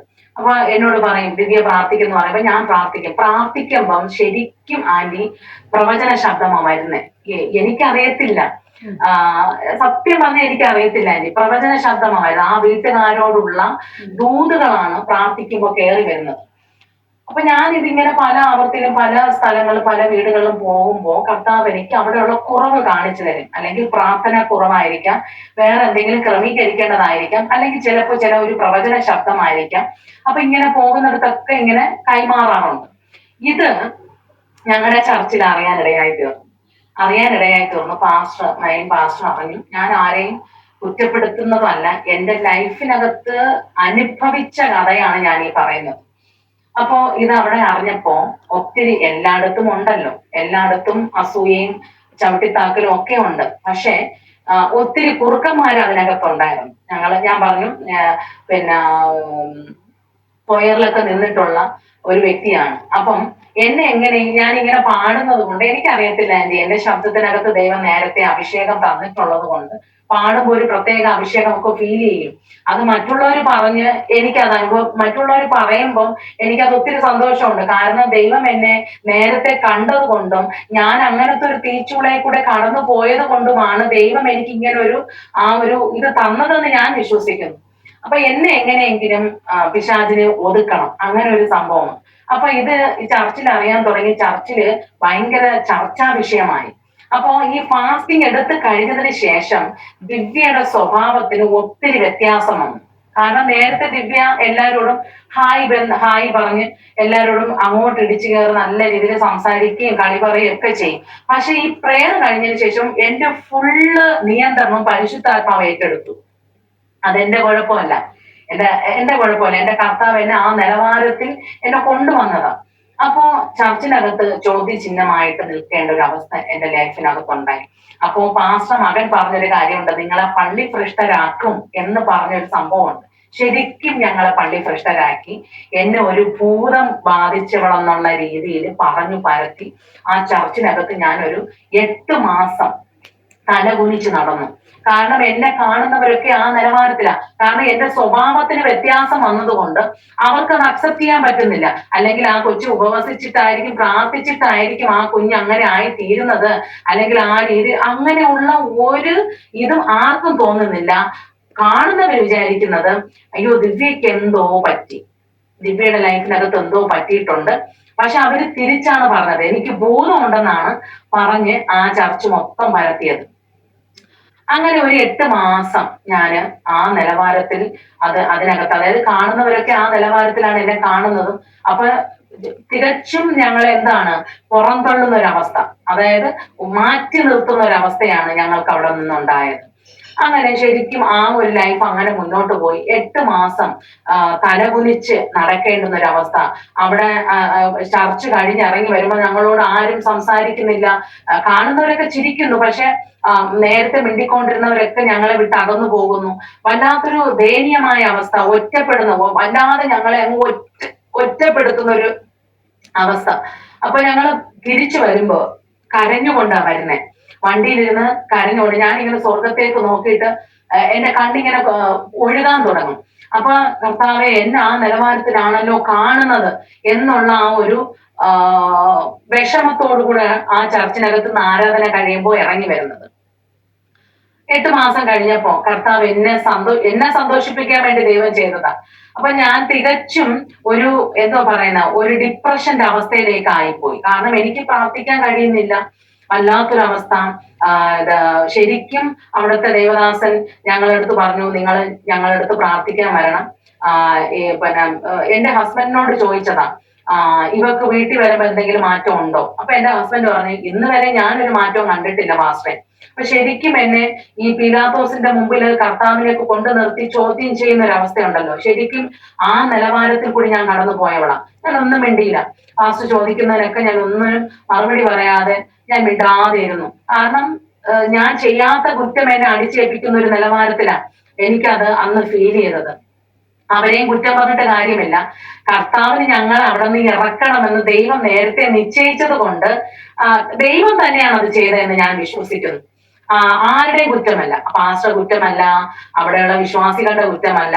കർത്താവാണ് അത് ചെയ്തത്. കർത്താവ് ചെയ്യാതിരുന്നുവെങ്കിൽ ഞങ്ങൾക്ക് ഇങ്ങനെ പ്രത്യേകിച്ച് ഒരു ശുശ്രൂഷ ഞങ്ങൾക്ക് ലഭിക്കത്തില്ലായിരുന്നു. അതുകൊണ്ട് ഞാൻ അവരാരെയും കുറ്റം പറയുന്നില്ല, ചർച്ചുകാരെ കുറ്റം പറയുന്നില്ല, വിശ്വാസികളെ കുറ്റം പറയുന്നില്ല. പക്ഷെ അതിനകത്ത് നടക്കേണ്ട ചില കാര്യങ്ങൾ അതിനകത്ത് നടന്നു ആ സമയങ്ങളിൽ. എന്തായാലും കർത്താവ് ഞങ്ങളോട് പറഞ്ഞു അവിടെ നിന്ന് ഇറങ്ങിക്കൊള്ളാൻ പറഞ്ഞു. ഞാൻ ദൈവത്തോട്, കർത്താവ് എന്നോടാണ് ഡയറക്റ്റ് സംസാരിക്കുന്നത്, മോനെ നീ അവിടെ നിന്ന് ഇറങ്ങണം, അവിടെ നിന്ന് ഇറങ്ങണം. അപ്പൊ ഞാൻ പറഞ്ഞു, എന്റെ ഭർത്താവിന് അവിടെ നിന്ന് വരാൻ കുറച്ച് ബുദ്ധിമുട്ടായിരുന്നു. കാരണം അവിടുത്തെ പള്ളിയുടെ പണിയും റൂഫിന്റെ കാര്യങ്ങളൊക്കെ പുള്ളി ചെയ്തത് കൊണ്ട്, അവിടുത്തെ പാസ്റ്ററുമായിട്ട് ഭയങ്കര സ്നേഹബന്ധങ്ങൾ ഉള്ളത് കൊണ്ടും പുള്ളിക്ക് ഇച്ചിരി പ്രയാസമായിരുന്നു. ഞാൻ ദൈവത്തോട് പ്രാർത്ഥിച്ചു, ദൈവമേ അങ്ങാണ് പറഞ്ഞതെന്നെങ്കിൽ എന്നോട് സംസാരിക്കുന്നത് പോലെ എന്റെ ഹസ്ബൻഡിനോടും സംസാരിക്കണം. അങ്ങനെ ഒരു രാത്രിയില് ഹസ്ബൻഡിനോട് ദൈവത്തിന്റെ ആത്മാവ് ഇടപെട്ടു, അവിടെ നിന്ന് ഇറങ്ങാൻ പറഞ്ഞു. അങ്ങനെ ഞങ്ങൾ എന്തായാലും പള്ളി ഭ്രഷ്ടരാക്കി, ആ ഒരു നിലവാരത്തിലാക്കി. പക്ഷെ ഞങ്ങള് അവിടെ നിൽക്കുമ്പോൾ തന്നെ സ്തോത്രം, ദൈവം ഒരു കാര്യം ചെയ്തെന്ന് ചോദിച്ചാല്, ചില പാട്ടുകൾ പാടാൻ ദൈവം എന്നെ സഹായിച്ചു. വേറൊരു ദേവദാസൻ എഴുതിയ പാട്ട് ഞാനത് പാടി ആ പുള്ളിയുടെ യൂട്യൂബ് ചാനല് ഇറക്കുവാനായിട്ട് ഇടയായി തീർന്നു. ഇതൊക്കെ ഞങ്ങൾ തൊടുന്നതും പിടിക്കുന്നതെല്ലാം കുറ്റമായി തീരുക സഭയ്ക്കകത്ത്. അപ്പോ എന്നോട് പറഞ്ഞു, നീ ഇത് ചെയ്യുന്നത് തെറ്റാണ്, അങ്ങനെയാണെന്നൊക്കെ പറഞ്ഞു. ഭയങ്കരമായിട്ട് എന്നെ ഹറാസ് ചെയ്യുന്ന പോലെ വല്ലാത്തൊരു രീതിയിൽ. പിന്നെ വേറൊരു മണ്ഡലമായിരുന്നു എനിക്കത്. തുറന്ന് പറയാൻ ഇച്ചിരി ബുദ്ധിമുട്ടുണ്ടായി. കാരണം വേറൊരു തലത്തിലോട്ട് അത് കൊണ്ടുപോയി. എനിക്ക് അത് ഒട്ടും സഹിക്കാൻ പറ്റില്ല. കാരണം ഞാൻ ചെയ്യാത്ത കുറ്റം എന്റെ തലമണ്ടയിൽ അടിച്ചേൽപ്പിക്കുമ്പോൾ ഞാൻ ഒത്തിരി ദൈവത്തോട് കരഞ്ഞു. കാരണം എനിക്ക് അന്ന് കടയുണ്ട്. ഞങ്ങള് വർക്ക്ഷോപ്പ് മാറ്റിയിട്ട് പിന്നത്തേതിന് ഞങ്ങൾക്ക് ഒരു ചെറിയ ഷോപ്പ് ഉണ്ടായിരുന്നു. ഈ ഹാർഡ്വെയർ ഷോപ്പിൽ ഞാനാണ് ഇരിക്കുന്നത്. അപ്പൊ ആ സാഹചര്യത്തിൽ അവിടെ ഒറ്റയ്ക്ക് ഇരിക്കുമ്പോൾ ഞാൻ ദൈവത്തോട് സംസാരിച്ചുകൊണ്ടിരിക്കുന്ന ഒരു അവസ്ഥ. അപ്പൊ എപ്പോഴും പ്രാർത്ഥനയും കണ്ണുനീരും. ഞാൻ പറഞ്ഞ കർത്താവേ, ഇതിനൊരു അവസാനം ഇല്ലേ? ഞാൻ ചെയ്യാത്ത കുറ്റമാണല്ലോ കർത്താവെ എന്തിന് അടിച്ചേൽപ്പിക്കുക? ഞാൻ ഒരു തെറ്റും ചെയ്തില്ലല്ലോ. ശരിക്കും ഞാൻ ഡിപ്രഷനിലായി പോയാൽ, ശരിക്കും ഞാൻ എന്റെ കുഞ്ഞുങ്ങളെ നോക്കാൻ പറ്റാതെ, ഹസ്ബൻഡിന്റെ കാര്യം നോക്കാൻ പറ്റാതെ, ഇതിനിടയ്ക്ക് പാസ്റ്റർ പ്രാർത്ഥിക്കാൻ വിളിച്ചത് ഞാൻ പറഞ്ഞല്ലോ, പ്രാർത്ഥിക്കാൻ വിളിച്ച് ഞങ്ങൾ പോയി. അപ്പൊ ഞാൻ വീട്ടിൽ നിന്ന് കാണുന്ന ഒരു കാഴ്ച, ശരിക്കും പരിശുദ്ധാത്മാവ് എന്നെ കാണിച്ചത് ഒരു ഭയങ്കര ഒരു വലിയ ദൂതൻ. ഞാൻ പാസ്റ്റർ ഇങ്ങനെ ഫ്രണ്ടിൽ ഇരിക്കുന്നു, ഞാനും എന്റെ കുഞ്ഞുങ്ങളും ഹസ്ബൻഡും കൂടെ ഞാനിങ്ങനെ തറയിലിരിക്കുന്നു. ശരിക്കും എന്റെ ഭൂതത്തെ പുറത്താക്കാൻ വേണ്ടിയിട്ടാ പുള്ളി പ്രാർത്ഥിക്കാൻ വിളിച്ചത്. മനസ്സിലാവുന്നില്ലേ? അപ്പം കർത്താവ് എന്നെ കാണിച്ചത്, ഞാൻ ഇങ്ങനെ തറയിലിരിക്കുമ്പോ ഒരു വലിയ ദൂതന്റെ ചിറക് കൊണ്ട് എന്നെ മറച്ചിരിക്കുന്നത് കർത്താവ് എന്നെ കാണിച്ചു, എന്റെ ഭവനത്തിൽ നിന്ന് ഞാൻ പോകുമ്പോൾ. അങ്ങനെ വെള്ളിയാഴ്ച ദിവസമാണ് പോകുന്നത്. ഞാൻ അവിടെ നിന്ന് ഭാരത്തോടെ, അതായത് ഹൃദയം പൊട്ടുന്ന വേദനയാ. ഇങ്ങനെ ഞാൻ ഇങ്ങനെ ആരാധിച്ചുകൊണ്ട് നിന്ന സമയത്ത് ഞാൻ കാണുന്നത്, സ്വർഗത്തിൽ നിന്നൊരു ദൂതൻ അതായത് പാസ്റ്റർ മുറിയിൽ പ്രാർത്ഥിക്കാൻ പോകുന്ന മുറിയിൽ ആ സൈഡില് ദൈവത്തിന്റെ ദൂതൻ ഇറങ്ങി നിൽക്കുന്നത് എനിക്ക് ദൈവം കാണിച്ചു തന്നു. അങ്ങനെ ഞങ്ങൾ എന്ത് ചെയ്തു? പാസ്റ്റർ ഒരു ദൈവദാസൻ പറഞ്ഞതല്ലേ, അങ്ങനെ എന്തെങ്കിലുമൊക്കെ ഉണ്ടെങ്കിൽ കഴിഞ്ഞു പോട്ടെ എന്ന് വിചാരിച്ചിട്ട് ഞങ്ങൾ എന്ത് ചെയ്തു? അത് സമ്മതിച്ചു. ഹസ്ബൻഡ് സമ്മതിച്ചു. ശരി പാസ്റ്റർ, ഞങ്ങൾ വരാം എന്ന് പറഞ്ഞ് അങ്ങനെ ഞങ്ങള് പോയി ചെന്നു. മുമ്പിൽ ചെന്നിരുന്നു. ഒത്തിരി കാര്യങ്ങൾ ചോദിച്ചു. നിന്നോട് ആരാ പറഞ്ഞ പ്രവചിക്കാൻ? നീ ദൈവാത്മാവിലാണോ പ്രവചിച്ചത്? മനുഷ്യാത്മാവുണ്ട്, പിശാചിന്റെ ആത്മാവുണ്ട്, ദൈവാത്മാവുണ്ട്, ഇതിൽ ഏത് ആത്മാവിലാണ് അങ്ങനെയൊക്കെയുള്ള കാര്യങ്ങൾ ശരിക്കും എന്നോട് ചോദ്യമായിട്ട് ചോദിച്ചു. ഞാൻ ചില കാര്യങ്ങൾ മറുപടി പറഞ്ഞു. ചില കാര്യങ്ങൾ എന്റെ ഹസ്ബൻഡോട് ഞാൻ സംസാരിച്ചു. ശരിക്കും അന്ന് പ്രാർത്ഥിച്ച് എനിക്ക് വെള്ളം തന്നു. പാസ്റ്റർ വിചാരിച്ചതൊന്നും അവിടെ നടന്നില്ല ശരിക്കും. കാരണം പരിശുദ്ധാത്മാവ് എന്റെ ഉള്ളിൽ ഇരിക്കുന്നത് കൊണ്ട് എനിക്ക് ഒരു ബലമൊക്കെ ചോർന്നു പോകുന്ന പോലെ എനിക്ക് തോന്നി ആ സമയത്ത്. പക്ഷെ ഈ പ്രാർത്ഥിച്ച് വെള്ളം തന്നു, ഞാൻ അങ്ങ് കുടിച്ചു. ശരിക്കും ഞാൻ ആ വെള്ളം കുടിച്ചിട്ട് തിരിച്ച് എനിക്ക് ഫുഡിൽ ഏറ്റവും ഇഷ്ടപ്പെട്ടത് ബിരിയാണിയാണ്. അപ്പൊ എന്റെ ഹസ്ബൻഡ് എനിക്ക് ബിരിയാണി വാങ്ങിച്ചു തന്നിട്ട് അത് കഴിക്കാൻ പോലും എന്നെ കൊണ്ട് പറ്റുന്നില്ല. ഒരു തുള്ളി വെള്ളം എനിക്ക് കുടിച്ചിറക്കാൻ പറ്റാത്തില്ല. അതും വാങ്ങിച്ചിട്ട് അവിടെ നിന്ന് പാക്ക് ചെയ്ത് തിരിച്ച് വീട്ടിൽ കൊണ്ടുവന്നു. ശരിക്കും എനിക്ക് അങ്ങനെ ഒരു വല്ലാത്തൊരു അവസ്ഥയിൽ ഞാൻ ആയിപ്പോയി, പെട്ടുപോയി. അപ്പൊ എനിക്കിവിടെ വന്നിട്ടാണെങ്കിൽ എനിക്ക് പ്രാർത്ഥിക്കാൻ പറ്റുന്നില്ല, അന്യഭാഷ പറയാൻ പറ്റുന്നില്ല. ഞാൻ ഇങ്ങനെ അന്യഭാഷ പറയുമ്പോ എന്റെ നാവൊക്കെ കുഴഞ്ഞു പോകുന്നു. ശരിക്കും എന്റെ ലൈഫിൽ നടന്നതാ. ഇതൊക്കെ വേറെ ആർക്ക് ഇതൊക്കെ കേൾക്കുമ്പോ ആരെങ്കിലുമൊക്കെ അങ്ങനെ ഉണ്ടെങ്കിൽ അവർക്കൊക്കെ ഒരു വിടുതലായി മാറട്ടെ. ശരിക്കും അതൊരു വിടുതലായി മാറട്ടെ. എന്റെ ലൈഫിനകത്ത് പച്ചയായി നടന്ന കാര്യം. അപ്പൊ എനിക്ക് പ്രാർത്ഥിക്കാൻ കഴിയുന്നില്ല. ഞാനിങ്ങനെ അന്യഭാഷ പറയുമ്പോ എന്റെ നാവ് കുഴഞ്ഞു പോവുക. അപ്പൊ ഞാൻ ഇങ്ങനെ ചിന്തിച്ചു, കർത്താവ് എനിക്ക് എന്താ ഇത് പറ്റിയത്? എനിക്ക് പ്രാർത്ഥിക്കാൻ പറ്റുന്നില്ലല്ലോ. ശരിക്കും ഒരു ഭ്രാന്തിന്റെ അവസ്ഥയാണ്. ഭ്രാന്ത് എന്ന് പറയുമ്പം ഒരു ദിവസം രാത്രിയില് ശരിക്കും ഞാൻ എന്റെ റൂമിനകത്ത് അനുഭവിച്ചത്, എനിക്ക് എന്റെ ഹസ്ബൻഡിനെ കൊല്ലണം എന്നുള്ള രീതിയിൽ. കുഞ്ഞുങ്ങളെ ഒന്നും തൊടണ്ട, ഹസ്ബൻഡിനെ ഈ ചിന്തയാ എന്റെ മനസ്സിനകത്ത് കയറി വന്നിട്ട് എനിക്ക് ഭയം. മുറിക്കകത്ത് ഞാൻ അനുഭവിച്ചത്, എനിക്ക് ഭയം. ഞാൻ അങ്ങോട്ടും ഇങ്ങോട്ട് നടക്കും, എന്ത് ചെയ്യണം എന്നിട്ട് ഞാൻ യേശുവിന്റെ രക്തം പറഞ്ഞ് അങ്ങ് പ്രാർത്ഥിക്കുക. കർത്താവേ, ഈ ചിന്ത എവിടെ നിന്നാണെങ്കിലും ഇതിനങ്ങ് ദൈവം മാറ്റിത്തരണമേ എന്ന് ഞാൻ ഇങ്ങനെ പ്രാർത്ഥിച്ചോണ്ടിരിക്കുക രാത്രിയിലാണ്. അങ്ങനെ കുറച്ചു നാൾ അങ്ങനെ ആ രീതിയിൽ അങ്ങനെ പോയി. ഞങ്ങൾ പെട്ടെന്ന് ശരിക്കും ഒരു വല്ലാത്തൊരു അവസ്ഥയിൽ ഞാൻ ഇങ്ങനെ പൊക്കോണ്ടിരുന്നപ്പോ ഞാൻ ഇങ്ങനെ ദൈവത്തോട് പ്രാർത്ഥിച്ചു, കർത്താവ് എന്താ എനിക്ക് പ്രാർത്ഥിക്കാൻ പറ്റാത്ത, എന്താ എനിക്ക് അന്യഭാഷ പറയാൻ പറ്റാത്ത, എന്താ എനിക്ക് എന്റെ ജീവിതത്തിനകത്ത് നടന്നുകൊണ്ടിരിക്കുന്നത്? എനിക്കൊന്നും വേണ്ട, എനിക്ക് ശുശ്രൂഷയും വേണ്ട, എനിക്കൊന്നും വേണ്ട. കർത്താവ് നീ എന്നെ എടുക്കണമേ എന്ന് പറഞ്ഞ് ഞാൻ ദൈവത്തോട്, ഏലിയാവ് ദൈവസന്നിധിയിൽ പറഞ്ഞതുപോലെ ഞാൻ ദൈവത്തോട് പറഞ്ഞു, കർത്താവ് എനിക്ക് ഇനി ഒന്നും വേണ്ട, നീ എന്നെ ഈ ഭൂമിയിൽ നിന്ന് എടുത്തുകൊണ്ട് പോകാൻ പറ്റുമോ അപ്പ എന്ന് ഞാൻ ദൈവത്തോട് നിലവിളിച്ചക ഒത്തിരി സമയങ്ങൾ എന്റെ മുമ്പിൽ ഉണ്ടായിരുന്നു. പക്ഷെ പെട്ടെന്ന് ഞങ്ങൾ ഒരു പവർ മീറ്റിങ്ങിന് പോയി. കർത്താവ് ഒരുക്കി തന്ന മീറ്റിംഗ് ആണെന്ന് ഞാൻ വിശ്വസിക്കുന്നു. അങ്ങനെ പവർ മീറ്റിങ്ങിന് പോയ സമയത്ത് ശരിക്കും ദൈവത്തിന്റെ ആത്മാവ് ആ കെട്ടുകളെ അങ്ങ് അഴിച്ചു. എന്റെ നാവിനെ പരിശുദ്ധാത്മാവ് തൊട്ടു. എന്റെ ശരീരം ഫ്രീ ആയി. ഭയങ്കരമായിട്ട് ആ മീറ്റിങ്ങിനകത്ത് ആ അസാധാരണമായ സാന്നിധ്യം എന്റെ ശരീരത്തിൽ ഇറങ്ങുന്നതും എനിക്ക് എന്റെ ശരീരത്തിനകത്ത് പലവിധമായ ചേഞ്ചുകൾ വരുന്നതും എന്റെ നാവിനകത്ത് ചേഞ്ച് വരുന്നതൊക്കെ എനിക്ക് അനുഭവിച്ചറിയാൻ പറ്റി. അന്ന് ശരിക്കും ഞാൻ ഈ പ്രാർത്ഥിച്ച പ്രാർത്ഥനയുടെ ആ ഫലം എനിക്ക് അന്ന് ലഭിച്ചു. പിന്നത്തേതിന് ഞാനിങ്ങനെ എനിക്ക് പ്രാർത്ഥിക്കാനുള്ള ആ ഒരു കൃപയൊക്കെ എനിക്ക് കിട്ടി. ഞാനിങ്ങനെ പ്രാർത്ഥിച്ചു. നല്ല രീതിയിൽ മുന്നോട്ട് വന്നപ്പോ 2020 എന്തായാലും പള്ളി പ്രശ്നരായിട്ട് ഞങ്ങൾ ആ നിലവാരത്തിലാണ് കാണുന്നതല്ല. അപ്പം ശരിക്കും ദൈവത്തിന്റെ ആത്മാവ് എന്റെ ഹസ്ബൻഡിനോട് സംസാരിച്ചു, ഇറങ്ങാൻ പറഞ്ഞു. ഞങ്ങൾ 2020 അവിടെ നിന്ന് ഞങ്ങൾ ഇറങ്ങാനിടയായി തീർന്നു. ഇറങ്ങി ഞങ്ങൾ വീട്ടിൽ വന്നിട്ട് ഞങ്ങൾ തീരുമാനമെടുത്ത് ഇനി ഒരു ചർച്ചിലും പോകത്തില്ല, വീട്ടിനകത്തിരുന്ന് തന്നെ ആരാധിക്കാം എന്ന് തീരുമാനമെടുത്തു. ഒരിടത്തും ഇനി പോകുന്നില്ല, വേണ്ട, ഇനി ഇതോടെ വെച്ചെല്ലാം എന്ത് ചെയ്യാം, ചർച്ചിൽ പോകുന്നതെല്ലാം എവിടെ പോയാൽ നമുക്ക് നിന്നയും പരിഹാസവും ഒറ്റപ്പെടലും മാറ്റി നിർത്തലും ഒക്കെയാണ്. അപ്പൊ അതുകൊണ്ട് ഇനി ഒരു വേദനയ്ക്കൊന്നും നിൽക്കേണ്ടെന്ന് വിചാരിച്ചിട്ട് ഒരു ചർച്ചിലും പോയി മെമ്പർഷിപ്പ് എടുക്കണ്ട എന്നുള്ള തീരുമാനത്തിൽ ഞങ്ങൾ വീട്ടിലിരുന്ന് പ്രാർത്ഥിക്കാൻ തുടങ്ങിയ സമയത്താണ് കൊറോണ വന്നത്. കൊറോണ വന്ന സമയത്ത് ഞങ്ങൾ ഭവനത്തിനകത്ത് ഇരുന്ന് തന്നെ ആരാധന ഞായറാഴ്ച രാവിലെ എഴുന്നേൽക്കും, കാര്യങ്ങളൊക്കെ ഒരുക്കും. ഞാനും എന്റെ പിള്ളേര് കൊച്ചുങ്ങളും ഹസ്ബൻഡും. പിന്നെ പുറത്തുനിന്ന് ആ സമയത്ത് ആട്ട പിടിച്ച് കുറച്ച് പേര് വരുമായിരുന്നു ഇവിടെ ആരാധനയ്ക്ക്. പിന്നെ അങ്ങനെ കുറച്ച് ആൾക്കാരൊക്കെ ആയിട്ട് ഞങ്ങളിങ്ങനെ പിന്നെ ഹസ്ബൻഡിന്റെ അനിയത്തിയും ഹസ്ബൻഡും പിള്ളേരും ഒക്കെ ആയിട്ട് നമ്മളെല്ലാരും ഇങ്ങനെ ആരാധിച്ചു. അന്നത്തെ ആ കൊറോണ സമയത്ത് നമ്മളിങ്ങനെ ആരാധിച്ചു പോകുന്നു. കൊറോണ വന്നത് ഏറ്റവും ഭയങ്കര അനുഗ്രഹമായി തീർന്നു. പക്ഷെ ഞങ്ങൾക്ക് ആ സമയത്ത് എനിക്ക് കൊറോണയും പിടിപെട്ടു. ഹസ്ബൻഡ് ജോലിക്ക് പോകുന്നത്, ഞാനും ആ കടയുള്ളതുകൊണ്ട് അങ്ങോട്ടും ഇങ്ങോട്ടൊക്കെ യാത്ര ചെയ്യുന്നത് കൊണ്ട് എനിക്കും കൊറോണ വന്നു, കുഞ്ഞുങ്ങൾക്കും കൊറോണ വന്നു. ഞങ്ങൾ 3 പേരും പുറത്ത് വേറൊരു ഒരു ഷെഡ്, ഒരു സ്കൂള്, ആ സ്കൂളിനകത്ത് ഇങ്ങനെ വരുന്നവരെ കൊണ്ടുവന്ന് ക്വാറന്റൈനിൽ ഇടുന്ന ഒരു. അപ്പൊ ഞാനിത് എനിക്ക് പനി വന്നു. ശരിക്കും ഞാൻ ശരിക്കും ഈ പനിയായിരിക്കും, സാധാ പനിയായിരിക്കും എന്നാണ് ഞാൻ വിചാരിച്ചത്. അപ്പൊ ഞാൻ ഇങ്ങനെ കാണുകയാണ്, ഞാനും എന്റെ കുഞ്ഞുങ്ങൾ ഇരുട്ടുള്ള റൂമിനകത്ത് കിടക്കുന്നത് ഞാൻ ഇങ്ങനെ മനസ്സിൽ കാണുക. അപ്പൊ എന്താണെന്ന് അന്ന് എനിക്കറിയത്തില്ല. അപ്പം അപ്പൊ പിറ്റേ ദിവസം ഇത് പനിയുടെ ഇത് മൂർധന്യ അവസ്ഥ കൂടി വന്നതുകൊണ്ട് ഇത് ചെക്കപ്പ് ചെയ്യാൻ വേണ്ടി ഞങ്ങൾ നേരെ ഹോസ്പിറ്റലിൽ എന്നെയും കൊണ്ട് എന്റെ ഹസ്ബൻഡ് പോയി. അങ്ങനെ ഇത് ചെക്ക് ചെയ്തപ്പോഴത്തേനും എനിക്ക് കൊറോണ പോസിറ്റീവായി. അങ്ങനെ അവരെന്ത് ചെയ്തു, എന്നെ പിന്നെ ഭർത്താവുമായിട്ട് യാതൊരു ബന്ധമില്ല, എന്നെ ഈ ടെസ്റ്റ് ചെയ്ത് അവരുടെ കൂട്ടത്തിൽ എന്നെ അങ്ങ് ആക്കി. അപ്പം വീട്ടിൽ വരാൻ പറ്റത്തില്ല. പിന്നെ ഞങ്ങൾ എല്ലാവരും ഒരു 108 കൊണ്ട് അവിടെ കൊണ്ടുവന്നാക്ക് ഒരു ക്വാറന്റൈനിൽ കൊണ്ടാക്കുന്ന ഒരിതാണ് ആ സമയത്ത് നടന്നത്. അങ്ങനെ എന്നെ കൊണ്ടാക്കി.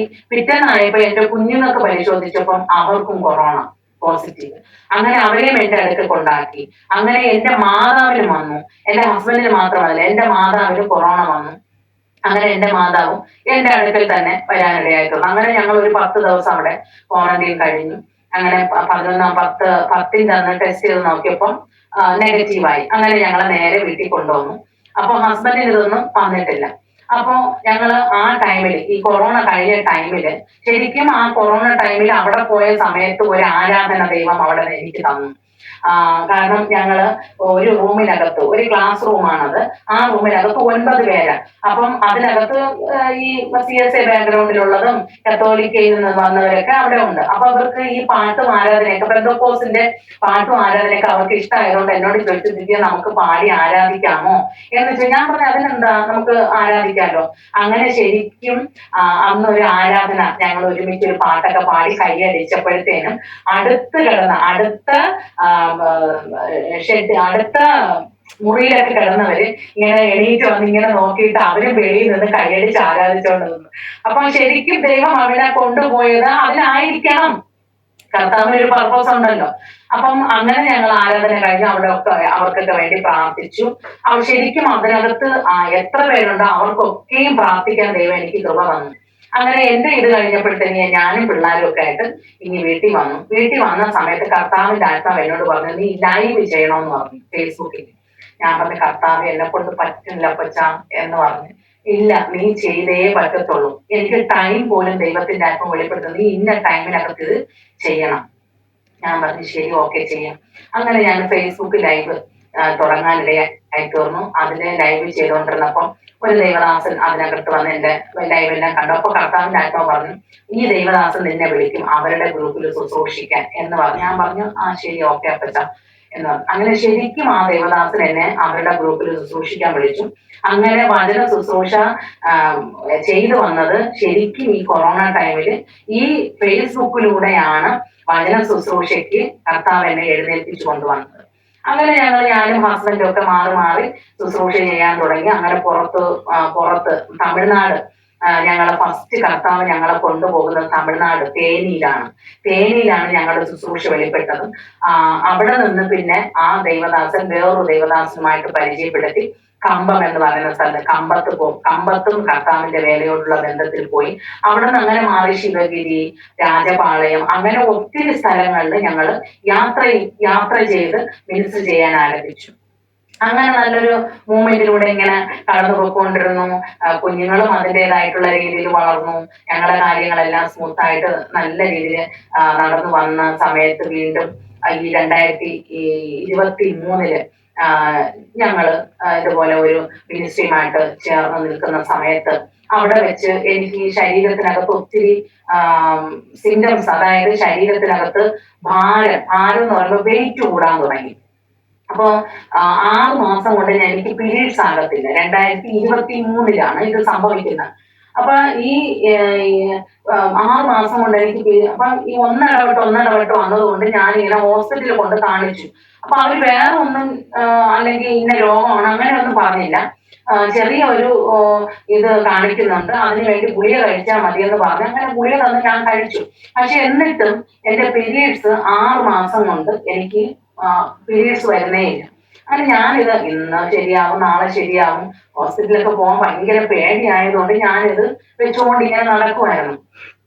അങ്ങനെ ശരിക്കും ഞാൻ 2023 കിടപ്പായിപ്പോയെന്ന് പറഞ്ഞാൽ എന്റെ ശരീരം മൊത്തം നീരായി, എന്റെ ജോയിന്റുകൾക്കെല്ലാം ഭയങ്കര പെയിനായി.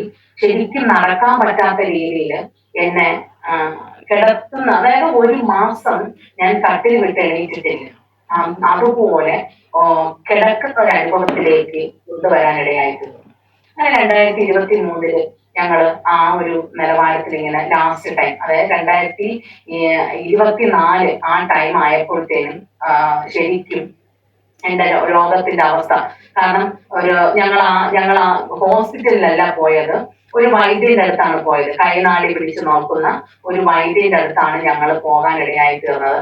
അപ്പൊ പുള്ളി കൈനാടി പിടിച്ചു നോക്കിയിട്ട് പറഞ്ഞു, ഇത് ശരീരം മൊത്തം നീരായി പോയി, ചെറിയ വാദത്തിന്റെ പ്രശ്നം ഉണ്ടെന്ന് എന്നോട് ഇങ്ങനെ പറഞ്ഞു. അങ്ങനെ പുള്ളി ഞങ്ങൾക്ക് മരുന്ന് തന്നു.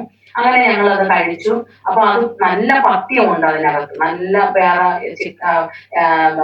മീന്, മുട്ട, ഇറച്ചി അതൊന്നും കഴിക്കാൻ പാടില്ല.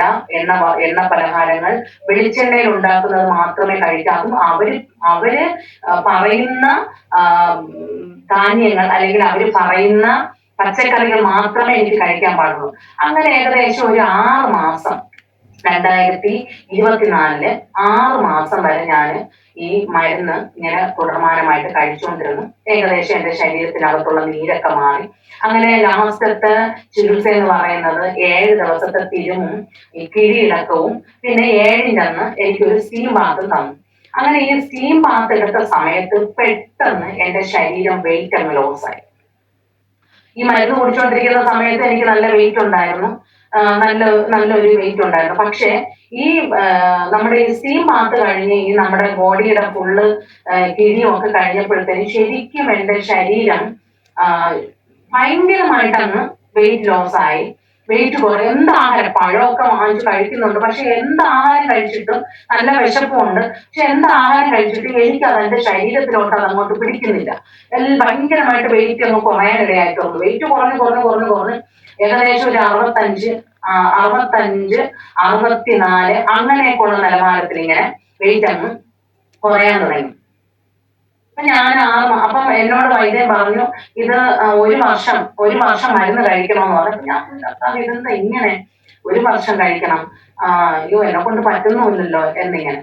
അപ്പൊ ഞാൻ എന്ത് ചെയ്യുന്നറിയാം, വിശ്വാസത്താല് ഈ 6 മാസമായപ്പം ഈ മരുന്ന് അങ്ങ് നിർത്തിയിട്ട് ഞങ്ങളുടെ ശുശ്രൂഷയും കാര്യങ്ങളൊക്കെ ആയിട്ട് മുന്നോട്ട് പോയി. ആ സമയത്താണ് വീണ്ടും ശരീരത്തിനകത്ത് ഇങ്ങനെ ചില മാറ്റങ്ങൾ വന്നു തുടങ്ങി. അപ്പൊ മാറ്റം വന്നു തുടങ്ങിയപ്പം ഞാൻ വിചാരിച്ചു ചിലപ്പം മറ്റേ മരുന്ന് കഴിച്ചതിന്റെ സൈഡ് എഫക്ഷൻ എന്തെങ്കിലും ഒക്കെ ആയിരിക്കും എന്നാണ് ഞാൻ വിചാരിച്ചത്. പക്ഷെ എങ്കിലും എനിക്ക് ഈ സ്പോട്ടിങ് ബ്ലീഡിങ് വന്ന സമയത്ത് ഞാൻ അത് ശ്രദ്ധിച്ചു.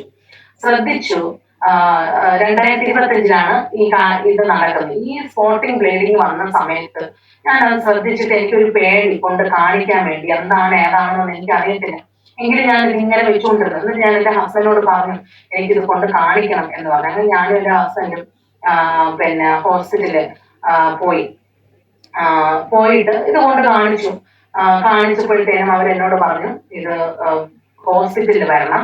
ഹോസ്പിറ്റലിലല്ല നേരത്തെ പോയ വീട്ടിൽ അവരുടെ റൂമിലാണ് ഞങ്ങൾ കൊണ്ടുവന്ന് കാണിച്ചത്. അപ്പൊ ഡോക്ടർ ചെക്കപ്പ് ചെയ്തിട്ട് പറഞ്ഞു ദിവ്യ ഹോസ്പിറ്റലിൽ വരണം, OP വന്ന് കാണിക്കണം, എനിക്ക് ചെക്കപ്പ് ചെയ്യണമെന്ന് പറഞ്ഞു. അങ്ങനെ ഞങ്ങൾ OP ടൈമില് അന്ന് ഹസ്ബൻഡ് ഇല്ല. OP ടൈമില് ഹസ്ബൻഡ് വന്നില്ല. ഞാനും എന്റെ മൂത്ത മോന് സ്കൂൾ തുറക്കുന്ന ജൂണില് ടൈമിലാണ് ഞാൻ പോകുന്നത്. അപ്പൊ അവന്റെ സ്കൂളിൽ പോയിട്ട് തിരിച്ചു വന്ന് ഡോക്ടറെ കണ്ടിട്ടാണ് ഞാൻ വരുന്നത്. അപ്പൊ അന്ന് തിരിച്ചു വന്ന് ഡോക്ടറെ കാണാൻ വേണ്ടി ഞാൻ ഇങ്ങനെ ഇരിക്കുക. അപ്പൊ എന്റെ ശരീരത്തിനകത്ത് ഒത്തിരി സിംറ്റംസ് ഉണ്ട്. അപ്പം ഇങ്ങനെ ഈ ക്യാൻസറിന്റെ ഈ ഒരു സംഭവം ഒക്കെ ഇവിടെ ഇങ്ങനെ എഴുതി വെച്ചേക്കുവാണ്. അപ്പം ഞാൻ ഇങ്ങനെ ഭയപ്പെട്ടു, ദൈവമേ ഇനി അങ്ങനെ വല്ല ആയിരിക്കുമോ എന്നൊക്കെ ഉള്ള ഭയം എന്റെ ഉള്ളിലുണ്ടായി. കാരണം അതിനകത്ത് എഴുതിയിരുന്ന എല്ലാ സിംറ്റംസും എനിക്കുണ്ട്. അപ്പൊ ഞാൻ കർത്താവേ അങ്ങനെ എന്തെങ്കിലും ആണോ എന്നൊക്കെ വിചാരിച്ചിങ്ങനെ ഭയം ഉണ്ടായിരുന്നു. അങ്ങനെ എന്തായാലും എന്നെ ചികിത്സ, അതായത് ചെക്കപ്പ് ചെയ്യാൻ വേണ്ടിയിട്ട് ഡോക്ടർ റൂമിലോട്ട് വിളിച്ചു. ചെക്കപ്പ് ചെയ്തപ്പോ എന്നോട് പറഞ്ഞു ദിവ്യ ഗർഭപാത്രത്തിന്റെ വെളിയിലായിട്ടൊരു സിസ്റ്റ് വളരുന്നുണ്ട്. അപ്പൊ അതിന് ഒരു ചെറിയ ഒരു സ്ലൈഡ് വെട്ടിയെടുത്തിട്ട് ഇത് പത്തോളജി ലാബിൽ കൊടുക്കണം എന്ന് പറഞ്ഞു. ഞാൻ പറഞ്ഞു ശരി, ഓക്കെ, കൊടുക്കാം ഡോക്ടർ എന്ന് പറഞ്ഞു. അങ്ങനെ ഞാനും എന്റെ മോനും കൂടെ എമർജൻസി ആയിട്ടാണ് എഴുതി വെച്ചേക്കുന്നത്. അപ്പൊ പെട്ടെന്ന് കിട്ടാൻ വേണ്ടി 10-11 ദിവസമൊക്കെ എടുക്കും. അപ്പം കൊടുത്തു. അവര് പറഞ്ഞു 10 ദിവസത്തിനകത്തേ കിട്ടത്തുള്ളൂ എന്ന്. ഞാൻ പറഞ്ഞു നേരത്തെ കിട്ടിയ അത്ര ഉപകാരം എന്ന് പറഞ്ഞു. അങ്ങനെ പൈസ അടച്ചു. എന്നെ അന്ന് അവിടെ അഡ്മിറ്റ് ചെയ്തു. ബ്ലീഡിങ് ഉള്ളത് കൊണ്ട് എന്നെ അവിടെ അഡ്മിറ്റ് ചെയ്തു. രാത്രി ഇപ്പൊ എന്നോട് പറഞ്ഞു തിരികെ വേറെ ഒന്നും കുഴപ്പമൊന്നുമില്ലെങ്കിൽ തിരികെ നാളെ തന്നെ പോകാം എന്ന് പറഞ്ഞു. അങ്ങനെ എന്നെ അവിടെ അഡ്മിറ്റ് ചെയ്തു. പിറ്റേന്ന് രാവിലെ വേറെ കുഴപ്പങ്ങളൊന്നുമില്ല. ബ്ലീഡിങ് നിൽക്കേണ്ട ഗുളികകളും കാര്യങ്ങളൊക്കെ തന്നു, ട്രിപ്പൊക്കെ തന്നിട്ട് പിറ്റേന്ന് രാവിലെ ആയപ്പോ എന്നെ ഡിസ്ചാർജ് ചെയ്ത് ഞങ്ങൾ ഇന്ന് വീട്ടിൽ വന്നു. അപ്പൊ 10 ദിവസം കാത്തിരിക്കണമല്ലോ. അങ്ങനെ ഞങ്ങൾ ഇങ്ങനെ പ്രാർത്ഥിച്ചുകൊണ്ടിരിക്കുക, റിസൾട്ട് എന്തായിത്തീരും, എവിടെ എന്താണ് അങ്ങനെയൊന്നും അറിയത്തില്ല. അങ്ങനെ ഞങ്ങൾ പ്രാർത്ഥനയോടെ ഇരുന്നു. അങ്ങനെ എന്നെ അവിടെ നിന്ന് വിളിച്ചിട്ട് പറഞ്ഞു ദിവ്യയാണോ? അതെ, നിങ്ങളുടെ റിസൾട്ട് ആയിട്ടുണ്ട്, വരണേന്ന് പറഞ്ഞു. ഞാൻ പറഞ്ഞു ശരി വരാമെന്ന്. അങ്ങനെ ഞങ്ങൾ രണ്ടുപേരും കൂടെ, ഞാനും ഹസ്ബൻഡും കൂടെ റിസൾട്ട് വാങ്ങാൻ പോയി. നേരെ റിസൾട്ട് വാങ്ങിച്ചിട്ട് ഡോക്ടറിന്റെ റൂമിൽ ഞങ്ങൾ പോവാ. അങ്ങനെ ഡോക്ടറെ അടുത്ത് കൊണ്ട് കാണിച്ചു. ഡോക്ടർ ഇതെല്ലാം വായിച്ചിട്ട് ഡോക്ടറെ മുഖഭാവമൊക്കെ അങ്ങ് മാറിയിട്ട് ഞാനും ഇങ്ങനെ വല്ലാത്തൊരവസ്ഥ നിൽക്കാം. അതിന് തൊട്ട് മുമ്പായിട്ട് ഞങ്ങൾ പ്രാർത്ഥിച്ച് കിടക്കുന്ന സമയത്ത് ഞാനൊരു കാഴ്ച കാണുകയാണ്. എന്നോട് ഒരു വ്യക്തി പറയുവാണ് നിനക്ക് ക്യാൻസർ ആണ്, പക്ഷെ ദൈവം അത് സൗഖ്യമാക്കുമെന്ന്. ഞാനിങ്ങനെ ഒരു സ്വപ്നം കണ്ടുകൊണ്ട് കിടക്കുക. പെട്ടെന്ന് ചാടി എഴുന്നേറ്റു. അതേ സമയം എന്റെ ഹസ്ബൻഡും അതുപോലെ ഒരു സ്വപ്നം കണ്ടു. എന്നെ തട്ടി വിളിച്ചിട്ട് പറഞ്ഞു വാ എനിക്ക് പ്രാർത്ഥിക്കാന്ന് പറഞ്ഞു. ഞാൻ പറഞ്ഞു എന്തുവാ, വാ പ്രാർത്ഥിക്കാം. ഞങ്ങൾ രണ്ടുപേരും കൂടെ ഒരുമിച്ച് കൈകോർത്ത് പ്രാർത്ഥിച്ചു. ആ രാത്രിയിൽ പ്രാർത്ഥിച്ചുകൊണ്ടിരുന്നപ്പോ എന്റെ ഹസ്ബൻഡ് അങ്ങ് കരയുക. എന്ന് വെച്ചാൽ കർത്താവ് എന്തിനാ ഇത് വന്നേ എന്ന് ചോദിക്കുന്നു. അപ്പൊ ഞാൻ പറഞ്ഞു എന്തിനാ ചുമ്മാ ഇങ്ങനെ നമ്മൾ കർത്താവിനെ വിഷമിപ്പിച്ച് ചോദിക്കരുത്, എന്താണെങ്കിലും നമുക്കത് നേരിടാം, അതിനുള്ള ശക്തിയും കൃപയും ദൈവം തരാൻ വേണ്ടിയിട്ട് നമുക്ക് പ്രാർത്ഥിക്കാമെന്ന് ഞാൻ എന്റെ ഹസ്ബൻഡിനോട് പറഞ്ഞു. ശരിക്കും ഞങ്ങൾ ഈ റിസൾട്ടിനകത്ത് ഇതാണെന്ന് പ്രതീക്ഷിച്ചില്ല. പക്ഷെ ഇത് കണ്ടു, പക്ഷെ ഇതൊന്നും പ്രതീക്ഷിക്കാതെയാണ് പോകുന്നത്. അങ്ങനെ ഈ റിസൾട്ട് വാങ്ങിച്ചു. ഈ ഡോക്ടർ വായിച്ചു നോക്കിയിട്ട് അവരുടെ മുഖഭാവമൊക്കെ മാറിയിട്ട് എന്നോട് പറഞ്ഞു ദിവ്യ ഇത് ചികിത്സിക്കേണ്ടതാണ്, ഒരു 3 മാസം ഇതിന് ചികിത്സ വേണം. ഞങ്ങൾക്ക് എന്താണ് ഡോക്ടറെ, എവിടെയാണ് ചികിത്സിക്കുന്നത്? ഞാൻ ഇതിന് വേണ്ടി എഴുതിത്തരാം. നമ്മൾ എവിടോട്ടാണ് എഴുതി വിടുന്നത്? അത് RCCയിലേക്ക്. എന്റെ കർത്താവെ, ഞങ്ങൾ രണ്ടുപേരും ആകപ്പാടങ്ങ് തകർന്നു, ഹൃദയം തകർന്ന് പൊട്ടി. എന്റെ മൈൻഡൊന്നും എന്റെ കയ്യിൽ നിൽക്കുന്നില്ല. ശരിക്കും ഞാൻ വല്ലാത്തൊരവസ്ഥയിലായി തീർന്നു. വല്ലാത്തൊരവസ്ഥ എന്ന് പറഞ്ഞാൽ വല്ലാത്തൊരവസ്ഥ. എനിക്ക് എന്ത് ചെയ്യണം? അല്ലെങ്കിൽ സമൂഹം നോക്കണം, സമൂഹത്തെ നോക്കണം, ബന്ധുക്കൾ, ചാർച്ചക്കാർ, അവരൊക്കെ പറയുന്നത് എന്താ, നമ്മളിങ്ങനെ ഒരു ഈ ഒരു ക്രിസ്ത്യ മാർഗത്തിൽ വന്ന് ശുശ്രൂഷയും കാര്യങ്ങളൊക്കെ ആയിട്ട് നടന്നിട്ട് അവർക്ക് അങ്ങനെ വന്നല്ലോ എന്നൊക്കെ ഉള്ള ചോദ്യചിഹ്നം, ഇതൊക്കെ എന്റെ മൈൻഡിൽ ഇങ്ങനെ വന്നുകൊണ്ടിരിക്കും. അപ്പൊ എന്നോട് ഡോക്ടർ പറഞ്ഞു ഇത് ചികിത്സിക്കണം, പിന്നെ അവിടെ പോയി ഇത് ചെക്കപ്പ് ചെയ്യണം, ഇത് എവിടെയൊക്കെ പടർന്നിട്ടുണ്ടെന്ന് നമുക്ക് അറിയണമല്ലോ എന്നിങ്ങനെ പറഞ്ഞു. ഞാൻ ആകെപ്പാടെ സ്റ്റക്കായി. അപ്പൊ പുള്ളിക്കാരത്തി എനിക്ക് പേപ്പറിൽ എഴുതി തന്നു ആർസിസിലേക്ക് പോകേണ്ടത്, റെഫർ പേപ്പറിൽ എനിക്ക് എഴുതി തന്നു പോകേണ്ടത്. അങ്ങനെ ഞങ്ങൾ ഈ സംഭവം വാങ്ങിച്ചിട്ട് ഞാൻ അവിടെ നിന്നിട്ട് എന്റെ ഹൃദയത്തിൽ പറഞ്ഞു ഒരു ദേവദാസന്റെ വീട്ടിൽ പോകണം എന്ന് ഞാൻ എന്റെ ഹസ്ബൻഡിനോട് പറഞ്ഞു. അപ്പൊ ഞാൻ അവിടെ നിന്നിട്ട് ആ ദേവദാസനെ വിളിച്ചു. ഞാൻ അങ്ങോട്ട് വരുവാണ്, ദേവദാസനെ നിങ്ങൾ വീട്ടിലുണ്ടോ? ആ സിസ്റ്റർ നിങ്ങൾ വന്നോ? അങ്ങനെ ഞങ്ങൾ അവിടെ പോയി ആ ദേവദാസിന് എനിക്ക് വേണ്ടി പ്രാർത്ഥിച്ചു. ശരിക്കും അവരുടെ പ്രാർത്ഥന എനിക്ക് ഭയങ്കര അനുഗ്രഹമായിരുന്നു, കോട്ടയായിരുന്നു. ശരിക്കും അവിടെ നിന്ന് പ്രാർത്ഥിച്ചിട്ട് ഇറങ്ങിയപ്പോ ഹൃദയത്തിനകത്ത് എന്തെന്നില്ലാത്ത ഒരു ഭയങ്കര ധൈര്യം എനിക്ക് ഫീൽ ചെയ്തു. ശരിക്കും നല്ല ധൈര്യം എനിക്ക് കിട്ടി. അങ്ങനെ 3 ദിവസം ഞങ്ങൾ ഉപവാസത്തോടെ പ്രാർത്ഥനയോടെ ദൈവസന്നിധിയിലായിരുന്നു. കാരണം കർത്താവിന് ഇനി അത്ഭുതങ്ങൾ ചെയ്യാൻ കഴിയും. അങ്ങനെ ഞാൻ പിന്നെ നോക്കിയപ്പം ഈ ക്യാൻസർ വന്നവർക്ക്, മരണാവസ്ഥയിൽ ഇരുന്നവർക്ക് പോലും ദൈവം അത്ഭുത വിടുതൽ കൊടുത്തിട്ടുള്ളത് ഞാൻ സാക്ഷ്യങ്ങളൊക്കെ കണ്ടതുകൊണ്ട് എനിക്കും അങ്ങനെ ഒരു അത്ഭുതം സംഭവിക്കും എന്നുള്ള ഒരു പ്രതീക്ഷ ഞാനും കൈവിടാതെ പിടിച്ചുകൊണ്ടിരുന്നു. അങ്ങനെ തിങ്കളാഴ്ച ഞാനും എന്റെ ഹസ്ബൻഡും കൂടെ ഹോസ്പിറ്റലിൽ എനിക്കറിയത്തില്ല RCC എവിടെയാണെന്ന്. അപ്പൊ ഞാൻ ഇങ്ങനെ ചോദിച്ചു എവിടെയാണ് ഈ RCC? അത് മെഡിക്കൽ കോളേജിലാണ്. അങ്ങനെ ഞങ്ങള് ആ RCCക്ക് അകത്ത് കയറി. എന്റെ സത്യം പറഞ്ഞാൽ ഞങ്ങള് 2 പേരും അതിനകത്ത് കയറിയപ്പോ കരഞ്ഞു. ഞങ്ങള് 2 പേരുടെ കണ്ണിനകത്ത് നിന്നും ഇങ്ങനെ വെള്ളം വന്നുകൊണ്ടേയിരുന്നു. അങ്ങനെ അവിടെ പോയി രജിസ്ട്രേഷൻ ചെയ്ത കാർഡ് ഞങ്ങളുടെ കരങ്ങളിൽ ലഭിച്ചപ്പോ ഞാൻ കഴുത്തിൽ വെച്ചിട്ട് പറഞ്ഞു, പിശാചേ എന്റെ പേര് ഇതിനകത്ത് വന്നെങ്കിൽ നീ അമേൻ സ്വത്രം തകരാൻ പോവാന്ന് പറഞ്ഞു. ഞാൻ ഇങ്ങനെ തന്നെ പറഞ്ഞു, എന്റെ പേര് ഇതിനകത്ത് നീ കൊണ്ടുവന്നല്ലേ, നിനക്കറിയത്തില്ല ഞാൻ ആരാണെന്ന്. എന്റെ അപ്പൻ എന്റെ കൂടെയുണ്ട്, എന്റെ ഉടയവൻ എന്റെ കൂടെയുണ്ട്. അതുകൊണ്ട് ഈ രോഗം എന്നെ ബാധിക്കത്തില്ല ദുഷ്ട പിശാചേ എന്ന് ഞാൻ ഇങ്ങനെ അവിടെ ഇരുന്നുകൊണ്ട് എന്റെ ഹൃദയത്തിൽ ഇങ്ങനെ പറഞ്ഞു. അങ്ങനെ ഡോക്ടറിന്റെ അടുത്ത് സിസ്റ്റർമാര് ഞങ്ങളെ കൊണ്ടുപോയി. അവിടെ ചെന്നിരുന്നു, എന്റെ പേര് വിളിച്ചു, എന്നെ ഡോക്ടറിന്റെ അടുത്തേക്ക് കൊണ്ടുപോയി. അപർണ മേഡം, അപ്പം ഒരു ലേഡി ഡോക്ടർ, അവര് ചെക്കപ്പ് ചെയ്തിട്ട് എന്നോട് പറഞ്ഞു, ദിവ്യ ഇത് ഓപ്പറേഷൻ ചെയ്യണ്ട, സർജറി ചെയ്യണ്ട. അപ്പൊ പകുതി ആശ്വാസമായി. കർത്താവെ ശരീരത്തിൽ കത്തി വയ്ക്കാൻ ദൈവം അനുവദിച്ചില്ലല്ലോ എന്നൊരു ആശ്വാസം ആയി.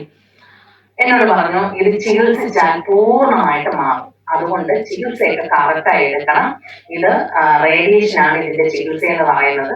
ഞാൻ ആ ഡോക്ടറിന്റെ അടുത്തേക്ക് അയക്കാന്ന് പറഞ്ഞിട്ട് എന്നെ മറ്റൊരു ഡോക്ടറിന്റെ അടുത്ത് റെഫർ ചെയ്തു.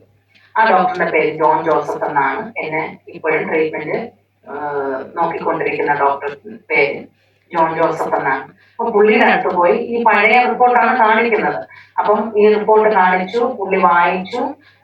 എന്നിട്ട് എന്റെ അടുത്ത് ഇങ്ങനെ കാര്യം പറഞ്ഞു, അമ്മ ഇങ്ങനെ ഉണ്ട്, അപ്പൊ നമുക്ക് ഇവിടുത്തെ ടെസ്റ്റുകളും കാര്യങ്ങളും ചെയ്യണം. അപ്പം ഒരു 4 ടെസ്റ്റിന് എനിക്ക് എഴുതി തന്നു. MRI സ്കാനിങ്, ചെസ്റ്റിന്റെ എക്സ്റേ എടുക്കണം, ബ്ലഡ് ചെക്ക് ചെയ്യണം, പിന്നെ പത്തോളജി ലാബിൽ നിന്ന് അവരുടെ, അതായത് ക്യാൻസറിന്റെ പത്തോളജി, RCCയിലെ പത്തോളജി ലാബില് ഇത് കൊണ്ടു കൊടുക്കണം, ഈ ചെറിയ സ്ലൈഡ് കൊണ്ടു കൊടുക്കണം. അപ്പൊ ഇതിന്റെ റിസൾട്ട് വന്നിട്ട് നമുക്ക് ചികിത്സ തുടങ്ങാം എന്നിങ്ങനെ പറഞ്ഞു. അങ്ങനെ ജൂലൈ മാസത്തില് ആണ് നമ്മളിങ്ങനെ പോകുന്നത് റിസൾട്ട്. അപ്പൊ ഈ റിസൾട്ട് കിട്ടാൻ വേണ്ടി ഏകദേശം 1 മാസം, ജൂലൈ മാസം മൊത്തം എടുത്തു. ജൂലൈ മാസം ലാസ്റ്റത്തെ ആഴ്ചയിലാണ് ഞങ്ങൾക്ക് ഈ റിസൾട്ട് എല്ലാം കിട്ടുന്നത്. റിസൾട്ട് MRI സ്കാനിങ്ങിന്റെ റിസൾട്ട് മാത്രമാണ് ഞങ്ങളുടെ കരങ്ങളിൽ ലഭിച്ചത്. മറ്റേ റിസൾട്ട് എല്ലാം ഡോക്ടറിന്റെ ലാബിൽ പോകും, കമ്പ്യൂട്ടറിനകത്ത് പോകും, നമുക്ക് അത് വാങ്ങേണ്ട കാര്യമില്ല. അപ്പൊ ഈ റിസൾട്ട് ഞങ്ങളുടെ കയ്യിൽ ലഭിച്ചപ്പോ ഞാൻ നോക്കിയത് സ്റ്റേജാണ് നോക്കിയത്. ഇതിന്റെ ഓരോ സ്റ്റേജ് ഉണ്ടല്ലോ. അപ്പൊ ഈ സ്റ്റേജ് നോക്കിയപ്പോ ലാസ്റ്റ് എഴുതിയിരിക്കുവാണ് 3C എന്ന് എഴുതിയിരിക്കുക. അപ്പൊ എനിക്ക് മനസ്സിലായി 3ാമത്തെ സ്റ്റേജ് ആണ്. അപ്പൊ എന്റെ ഉള്ളിൽ വീണ്ടും കത്താൻ തുടങ്ങി. കർത്താവ് എന്തപ്പ ഞാൻ എന്ത് ചെയ്യണം, എനിക്ക് അറിയത്തില്ലല്ലോ കർത്താവ്, ഞാൻ ഇനി എങ്ങനെ മുന്നോട്ട് പോകും. അപ്പം എന്നിട്ടും ഒരു ഭയങ്കര ഒരു ധൈര്യം. അപ്പൊ ഈ റിസൾട്ട് വാങ്ങിച്ച എന്റെ മൂത്ത മകൻ ഗൂഗിളിൽ സെർച്ച് ചെയ്തപ്പോ അവൻ എന്തൊക്കെയോ കാര്യങ്ങൾ കിട്ടിയപ്പം ഞാനിങ്ങനെ ശരിക്കും ഈ കസേരയിൽ ഇങ്ങനെ വന്നിരുന്നപ്പോ അവൻ എന്റെ അടുത്ത കസേര ഇട്ടിട്ട് ഇങ്ങനെ ദയനീയമായിട്ട് എന്നെ ഇങ്ങനെ നോക്കിക്കൊണ്ടിരിക്കുന്ന ഒരു അനുഭവം അന്നുണ്ടായി. അപ്പൊ ഞാൻ അവനോടൊന്നും പറഞ്ഞില്ല, അവനും എന്നോടൊന്നും പറഞ്ഞില്ല. ദയനീയമായിട്ട് അവൻ ഇങ്ങനെ എന്നെ നോക്കിക്കൊണ്ടിരുന്നു. അങ്ങനെ ഡോക്ടറെ കാണിക്കാനുള്ള സമയം വന്നു. ആ സമയം ആയപ്പോഴത്തേനും ശരിക്കും ഞാൻ ദൈവത്തോട് പറഞ്ഞു, കർത്താവെ എനിക്ക് വേണ്ടി പ്രാർത്ഥിക്കാൻ ആരും തന്നെയില്ല. ആ സമയത്ത് ഒരു വ്യക്തിയോട് ദൈവത്തിന്റെ ആത്മാവ് ഇടപെട്ടു, നീ ദിവ്യയുടെ അടുക്കൽ പോണം എന്ന്.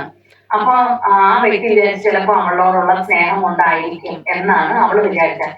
അപ്പം വേറൊരു ദൈവദാസനിലൂടെ കർത്താവിന്റെ ആത്മാവ് അവളോട് ഇടപെട്ടു, ആ സിസ്റ്ററോട് ഇടപെട്ടു.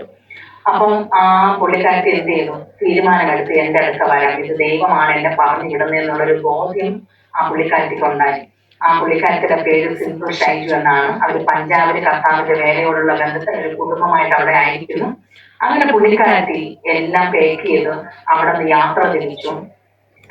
ഓഗസ്റ്റ് മാസം 1-ാം തീയതി, അതായത് ഓഗസ്റ്റ് മാസത്തില് ആണ് എനിക്ക് കീമോ ചെയ്യാനുള്ള എല്ലാ ചാർട്ടും ഡോക്ടർ റെഡിയാക്കി. അതായത് ജൂലൈ മാസം 31-ാം തീയതിയാണ് ഡോക്ടർ എനിക്ക് ഡേറ്റ് ഇട്ടത്. അപ്പൊ ഞങ്ങൾ ഇങ്ങനെ പല ചിന്തകള്, ഇനി ആയുർവേദം ചെയ്യണമോ, പിന്നെ അലോപ്പതി എടുക്കണമോ, അതോ ഇനി ഇതെല്ലാം കഴിഞ്ഞിട്ട് വിശ്വാസത്തോടെ എവിടെയെങ്കിലും പോയിരുന്ന് പ്രാർത്ഥിക്കണം, ഇതൊക്കെ ചിന്തയിൽ വരുവാ. അപ്പൊ ഡോക്ടർ ഇങ്ങനെ അപ്പം ഈ ഒരു കാര്യം അവിടെ നടന്നുകൊണ്ടിരിക്കാം, സിന്ധു സിസ്റ്ററിന്റെ അടുത്തുള്ള കാര്യങ്ങളെല്ലാം കർത്താവ് അവിടെ ചെയ്തുകൊണ്ടിരിക്കും. അപ്പൊ ഇവിടെ ഞങ്ങൾ ദൈവത്തിനെ ആര് പ്രാർത്ഥിക്കും, എന്താണ് ഞങ്ങളുടെ കൂടെ പ്രാർത്ഥിക്കാൻ ആരുമില്ല എന്നൊക്കെ വിചാരിച്ച് ഞങ്ങൾ ഭാരപ്പെട്ട് ഇങ്ങനെ റിസൾട്ട് വന്ന സമയത്ത് ആ റിസൾട്ട് കൊണ്ട് ഞങ്ങൾ എന്താണ് ഹോസ്പിറ്റലിൽ വീണ്ടും ഡോക്ടറെ അടുത്ത് പോവാം. അങ്ങനെ ഈ റിസൾട്ട് എല്ലാം വന്ന് കാര്യങ്ങളൊക്കെ കണ്ടു. ഡോക്ടർ എല്ലാം നോക്കിയിട്ട് പറഞ്ഞു, എന്നോട് വിശദമായിട്ട് കാര്യങ്ങൾ പറഞ്ഞു, അമ്മയ്ക്ക് രോഗമുണ്ട്, ഇത് ചികിത്സിച്ച മാറുന്ന രോഗമാണ്, പിന്നെ ഈ പ്രായത്തില് നിങ്ങൾക്ക് വരേണ്ട രോഗമല്ല ഇത് വന്നത്, ഇത് വയസ്സായവർക്ക് വരുന്ന രോഗമാണ് വന്നത്. അതുകൊണ്ട് ഇത് 100-ൽ ഒരു 60% പേർക്ക് ഇത് ചികിത്സിച്ചാൽ മാറിയിട്ടുണ്ട്, 40% പേരും മരണപ്പെട്ടു പോയിട്ടുണ്ട്. അപ്പൊ നിങ്ങളിത് പേടിക്കേണ്ട, ഇതിന്റെ ചികിത്സ കറക്റ്റ് ലെവലിൽ എടുത്താൽ ഇത് ചികിത്സിച്ച് ഭേദമാക്കാവുന്ന ഒരു രോഗമാണ് നിങ്ങൾക്ക് വന്നത് എന്ന് ഡോക്ടർ എന്നോട് വിശദമായിട്ട് പറഞ്ഞു. ട്രീറ്റ്മെന്റിന്റെ കാര്യങ്ങൾ പറഞ്ഞു. അപ്പൊ ഈ ട്രീറ്റ്മെന്റിന്റെ കാര്യം പറഞ്ഞപ്പോ ഞാൻ ഇങ്ങനെ രണ്ട് കാര്യം മാത്രം പറഞ്ഞ് അവിടെ നിന്ന് കരഞ്ഞു. ഒന്ന്, ഞാൻ പറഞ്ഞു, ഡോക്ടർ എന്റെ തലമുടി പോകത്തില്ലേ, എന്റെ ശരീരം വികൃതമായി പോകത്തില്ലേ എന്ന് പറഞ്ഞ് ഞാൻ ഇങ്ങനെ കരയാനിടയായിരുന്നു. അപ്പൊ ഈ ഡോക്ടറുടെ കൂടെ നിൽക്കുന്ന ഒരു നേഴ്സ് ഉണ്ട്, പെൻസി എന്നാണ് ആന്റിയുടെ പേര്. ആന്റി CSI ബാക്ക്ഗ്രൗണ്ടിലായിരുന്നു, പിന്നെ രക്ഷിക്കപ്പെട്ട് കർത്താവിന്റെ കൂടെ നിൽക്കും, കർത്താവിനെ അവര് കുടുംബമായിട്ട് കർത്താവിനെ ആരാധിക്കുന്ന ഒരു ആന്റിയെ.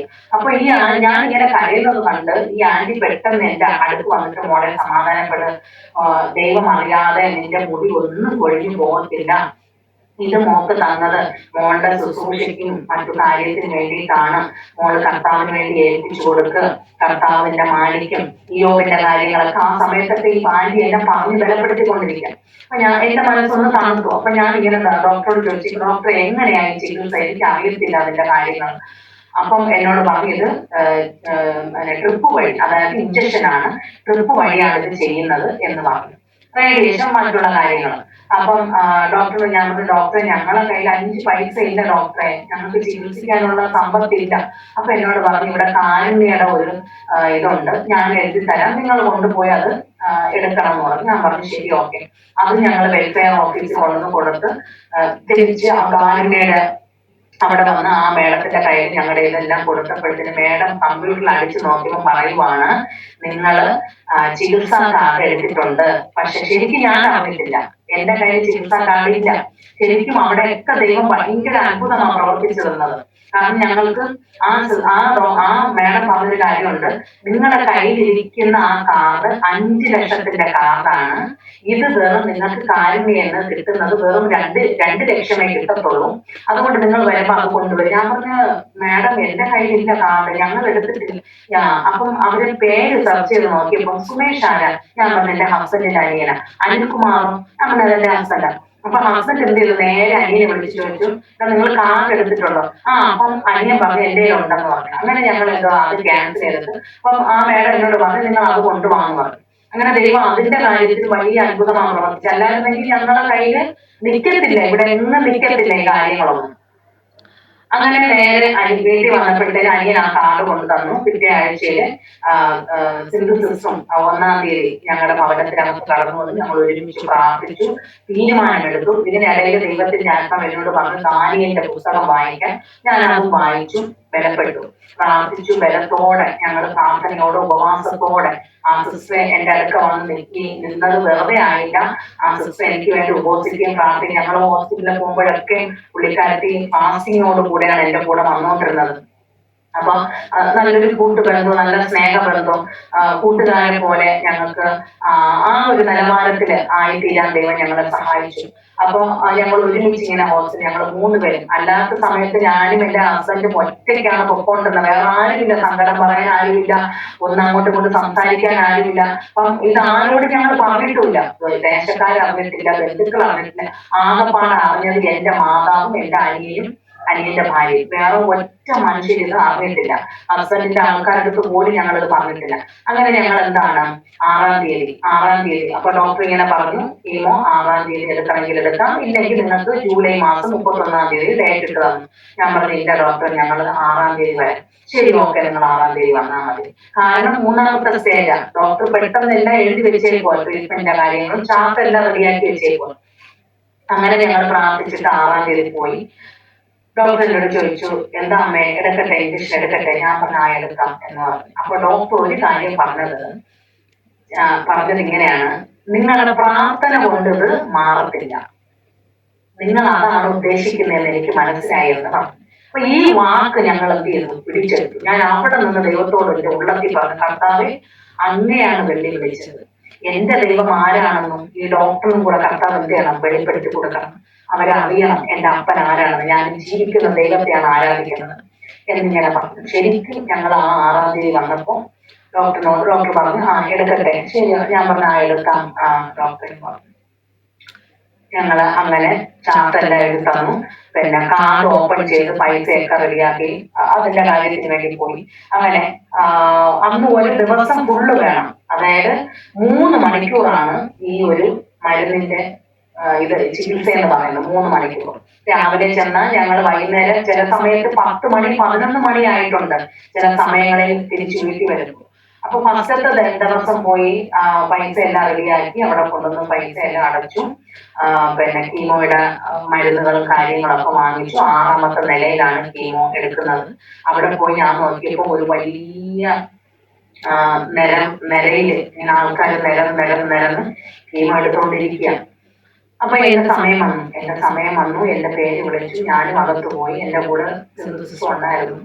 അപ്പൊ പുള്ളിക്കാരത്തി എന്റെ കൂടെ വന്ന് ഭയങ്കര പ്രാർത്ഥനയോടുകൂടെ വന്നു ഇരുന്ന് ഞാനിങ്ങനെ എന്നോട് സിസ്റ്റർ കട്ടിലിൽ കയറി കിടക്കാൻ പറഞ്ഞു. ഞാൻ കട്ടിലിൽ കയറി കിടന്നു. എന്റെ കയ്യില് മറ്റേ ക്യാൻഡിലൊക്കെ വെച്ചിട്ട് അവർ ആദ്യം ഇഞ്ചക്ഷൻ എടുത്തിട്ട് വീണ്ടും ഒരു 3 ഇഞ്ചക്ഷൻ അവർ തരും. ഒന്ന് ശ്വാസം മുട്ടൽ വരാതിരിക്കാൻ, നെഞ്ചുവേദന വരാതിരിക്കാൻ, ചുമ വരാതിരിക്കാനൊക്കെ ഉള്ള ഇഞ്ചക്ഷൻ പകുതി വെച്ചെടുത്തിട്ട് എനിക്ക് ഒരു സെഡേഷൻ തരും. ഈ സെഡേഷൻ തന്ന് 1/2 മണിക്കൂർ കഴിയാൻ മാത്രമേ ട്രിപ്പിലൂടെ അവർ മരുന്ന് വെക്കത്തുള്ളൂ. അപ്പൊ അതുവരെ ഞങ്ങൾ ആ സെഡേഷന്റെ മയക്കത്തിൽ അങ്ങനെ 1/2 മണിക്കൂർ കിടക്കും. അപ്പൊ പെട്ടെന്ന് ഉറങ്ങിപ്പോ. അപ്പൊ ഈ ഇഞ്ചക്ഷൻ എടുക്കുമ്പോൾ നമ്മുടെ ഈ സൈഡൊക്കെ ഇങ്ങനെ വികസിക്കുന്ന പോലെ തലയുടെ ഭാഗം, തലയ്ക്കകത്തൊക്കെ ഒരു വല്ലാത്തൊരു അനുഭവമൊക്കെ എനിക്ക് ആ സമയത്ത് വന്നു. ഈ ഫസ്റ്റ് ഇഞ്ചക്ഷൻ എടുത്ത് ഈ ഞരമ്പിൽ കൂടെ ഈ മരുന്ന് പോയി ഈ ഭാഗത്ത് ഇടത് ഭാഗത്താണ് എനിക്ക് ഈ മുഴ വന്നത്. ശരിക്കും ആ ഭാഗത്ത് മരുന്ന് ഇറങ്ങി വീഴുന്നത് എനിക്ക് അനുഭവിക്കാൻ പറ്റി. നല്ല വേദനയുണ്ടായിരുന്നു, നല്ല വേദനയായിരുന്നു എനിക്ക്. പകലാണ് വേദന, രാത്രിയിൽ ശരിക്കും ഞാൻ സുഖമായിട്ട് കിടന്നുറങ്ങി. കർത്താവ് എനിക്ക് ഉറക്കം തന്നു രാത്രിയിൽ. പകലിൽ ഞാൻ ജോലിയൊക്കെ ചെയ്യും, പക്ഷെ എനിക്ക് നല്ല വേദന ഉണ്ടായിരുന്നു, സഹിക്കാൻ വയ്യാത്ത വേദന. എന്റെ ഹസ്ബൻഡിനെ അറിയത്തില്ല. പിന്നത്തേതിനാണ് ഹസ്ബൻഡ് എന്നോട് ചോദിച്ചത്, നിനക്ക് എന്തെങ്കിലും ബുദ്ധിമുട്ടുണ്ടായിരുന്നു? ഞാൻ പറഞ്ഞു എനിക്ക് നല്ല വേദന ഉണ്ടായിരുന്നു അപ്പേ എന്ന് പറഞ്ഞു. അപ്പൊ പുള്ളിയുടെ മുഖമൊക്കെ അങ്ങ് വല്ലാതെ പറഞ്ഞു. ഞാൻ പറഞ്ഞില്ല വേദന ഉണ്ടെന്നൊന്നും, ഞാൻ ഹസ്ബൻഡിനോട് പറഞ്ഞില്ല. അപ്പൊ ശരിക്കും അന്നത്തെ ആ ഒരു ട്രീറ്റ്മെന്റ് എനിക്ക് എന്റെ വേദന എല്ലാം ശമനമായി. അന്നത്തെ ആ ഇഞ്ചക്ഷനും എല്ലാം കാര്യങ്ങളൊക്കെ. പക്ഷെ ഇതിന്റെ സൈഡ് എഫക്ട് ഇന്ന കാര്യങ്ങളാണെന്നൊന്നും എനിക്കറിയത്തില്ല. അപ്പോ ശരിക്കും ഞങ്ങൾ അന്നത്തെ ആ ഒരു ട്രീറ്റ്മെന്റ് കഴിഞ്ഞ് വീട്ടിൽ വന്നു. നല്ല വിശപ്പാണ്, ഭയങ്കര വിശപ്പ് എന്ന് പറഞ്ഞാൽ നല്ല രീതിയിൽ ഞാൻ അന്ന് ഫുഡ് കഴിച്ചു. തിരിച്ചു വന്നപ്പോഴത്തേക്ക് എനിക്ക് നല്ല ഫുഡ് മേടിച്ച് തന്നു, കഴിച്ചു. വീട്ടിൽ വന്ന് കയറിയപ്പോഴും എനിക്ക് നല്ല വിശപ്പ്. ഞാൻ ഇച്ചിരി ആഹാരമൊക്കെ കഴിച്ചു. പക്ഷേ അറിയാൻ സാധിക്കുന്നത് ഈ കീമോ എടുത്തിട്ട് വന്നാൽ ആർക്കും ആഹാരം കഴിക്കാൻ പറ്റത്തില്ല. ഛർദിലുണ്ടാകും, പനി വരും, പിന്നെ ചെറിയ ചെറിയ ശ്വാസം മുട്ടല്, ബാക്കിയുള്ള പിന്നെ ഉള്ള അവസ്ഥകളെല്ലാം വളരെ ദയനീയമാണ്. പക്ഷെ കൃപയാൽ എന്റെ കർത്താവ് എനിക്ക് എന്തോ പറയുന്ന ആഹാരം കഴിക്കാനുള്ള ബുദ്ധിമുട്ടൊന്നും എനിക്ക് വന്നില്ല. പിന്നെ ചിലവർക്കെന്നല്ല എല്ലാം മാക്സിമം ഈ കീമോ എടുക്കുന്ന എല്ലാവർക്കും ബാക്കിയൊക്കെ പുണ്ണ് വരും, വായൊക്കെ പൊട്ടി. കാരണം ഇതിന്റെ ചൂട് കൊണ്ട് വായെല്ലാം പൊട്ടിപ്പോകും. പക്ഷെ എന്റെ പൊന്നാണ്ടി, ദൈവത്തിന്റെ കൃപയാല് എന്റെ അപ്പൻ എന്നെ എങ്ങനെ സൂക്ഷിച്ചെന്ന് എനിക്ക് അറിയത്തില്ല. അത്രത്തോളം എന്റെ ദൈവം എന്നെ സൂക്ഷിച്ചെന്ന് എന്റെ വാ പൊട്ടാനോ എന്റെ ശരീരത്തിന് ഛർദിലുണ്ടാകാനോ എന്റെ ശരീരത്തിൽ വേറെ യാതൊരു അസ്വസ്ഥതകൾ ഉണ്ടാകാനോ ഒന്നും എന്റെ കർത്താവ് എനിക്ക് അങ്ങനത്തെ യാതൊരു പ്രശ്നങ്ങളും എനിക്ക് ഏശിയില്ല. അപ്പൊ ഞാനിങ്ങനെ കീമോ എടുത്ത് വരുന്ന സമയത്ത് അന്ന് ആ ക്ഷീണം ഉണ്ടാകും. പിന്നെ നല്ലപോലെ വെള്ളം കുടിക്കണം, എപ്പോഴും ശരീരം തണുത്തുകൊണ്ടിരിക്കണം. അപ്പം ഈ കീമോ എടുത്ത വേറൊരു ദൈവദാസൻ എന്നെ വിളിച്ചിട്ട് പറഞ്ഞു, കീമോ എടുക്കുന്നുണ്ടോ? ഞാൻ പറഞ്ഞ അതെ. അയ്യോ അത് ഭയങ്കര വേദനയല്ലേ? ഞാൻ പറഞ്ഞില്ല, എനിക്ക് വേദനയൊന്നുമില്ല. അയ്യോ ഇല്ല, അത് വേദനയാണ്. ഞാൻ പറഞ്ഞ ദൈവദാസനെ, എന്റെ ശരീരത്തിൽ ഞാൻ ഇതുവരെ വേദന അനുഭവിച്ചിട്ടില്ല. അപ്പൊ ശരിക്കും ദൈവമാണ് എന്നെ സൂക്ഷിച്ചെന്ന് വീണ്ടും എനിക്ക് അറിയത്തില്ല, അത് പറയാൻ എനിക്ക് വാക്കുകളില്ല. അതുപോലെ ദൈവം എന്റെ ഈ ക്യാൻസർ ജേണിയില് എന്റെ അപ്പൻ എന്റെ കൂടെ ഇരുന്നെന്ന് വേണം പറയാൻ. അപ്പൊ ഞാൻ രണ്ടാമത്തെ കീമോ കഴിഞ്ഞപ്പോ ഞാൻ എന്റെ മനസ്സിൽ കാണുവാണ്, എന്റെ തലമുടി പൊഴിഞ്ഞ് മൊട്ടയടിച്ചിരിക്കുന്ന ഒരു കാഴ്ച ദൈവത്തിന്റെ ആത്മാവ് എന്നെ കാണിച്ചു. അപ്പൊ എനിക്ക് അത് കണ്ടപ്പോ ഒത്തിരി വിഷമം തോന്നി. ഞാൻ ഇങ്ങനെ കരയാനൊക്കെ വിതുമ്പി. പക്ഷെ ആ സമയത്ത് എന്റെ കരച്ചിലൊക്കെ പെട്ടെന്ന് അടങ്ങിയിട്ട് പെട്ടെന്ന് ഒരു ധൈര്യം ഹൃദയത്തിനകത്ത് വന്നു. അത് ശരിക്കും എന്റെ കൂടെ ദൂതന്മാരുണ്ടെന്ന് എനിക്ക് മനസ്സിലായി. കാരണം ആ സമയത്തും എനിക്ക് ആശ്വാസം പകരാൻ എന്റെ അടുത്ത് ആരോ നിൽക്കുന്ന പോലെ ഒരു ഫീലിംഗ് എനിക്ക് ഉണ്ടായി. ശരിക്കും ഞാൻ ദൈവത്തിന്റെ കൃപ എന്താണെന്ന് ഈ ടൈമിലാണ് മനസ്സിലാക്കിയത്.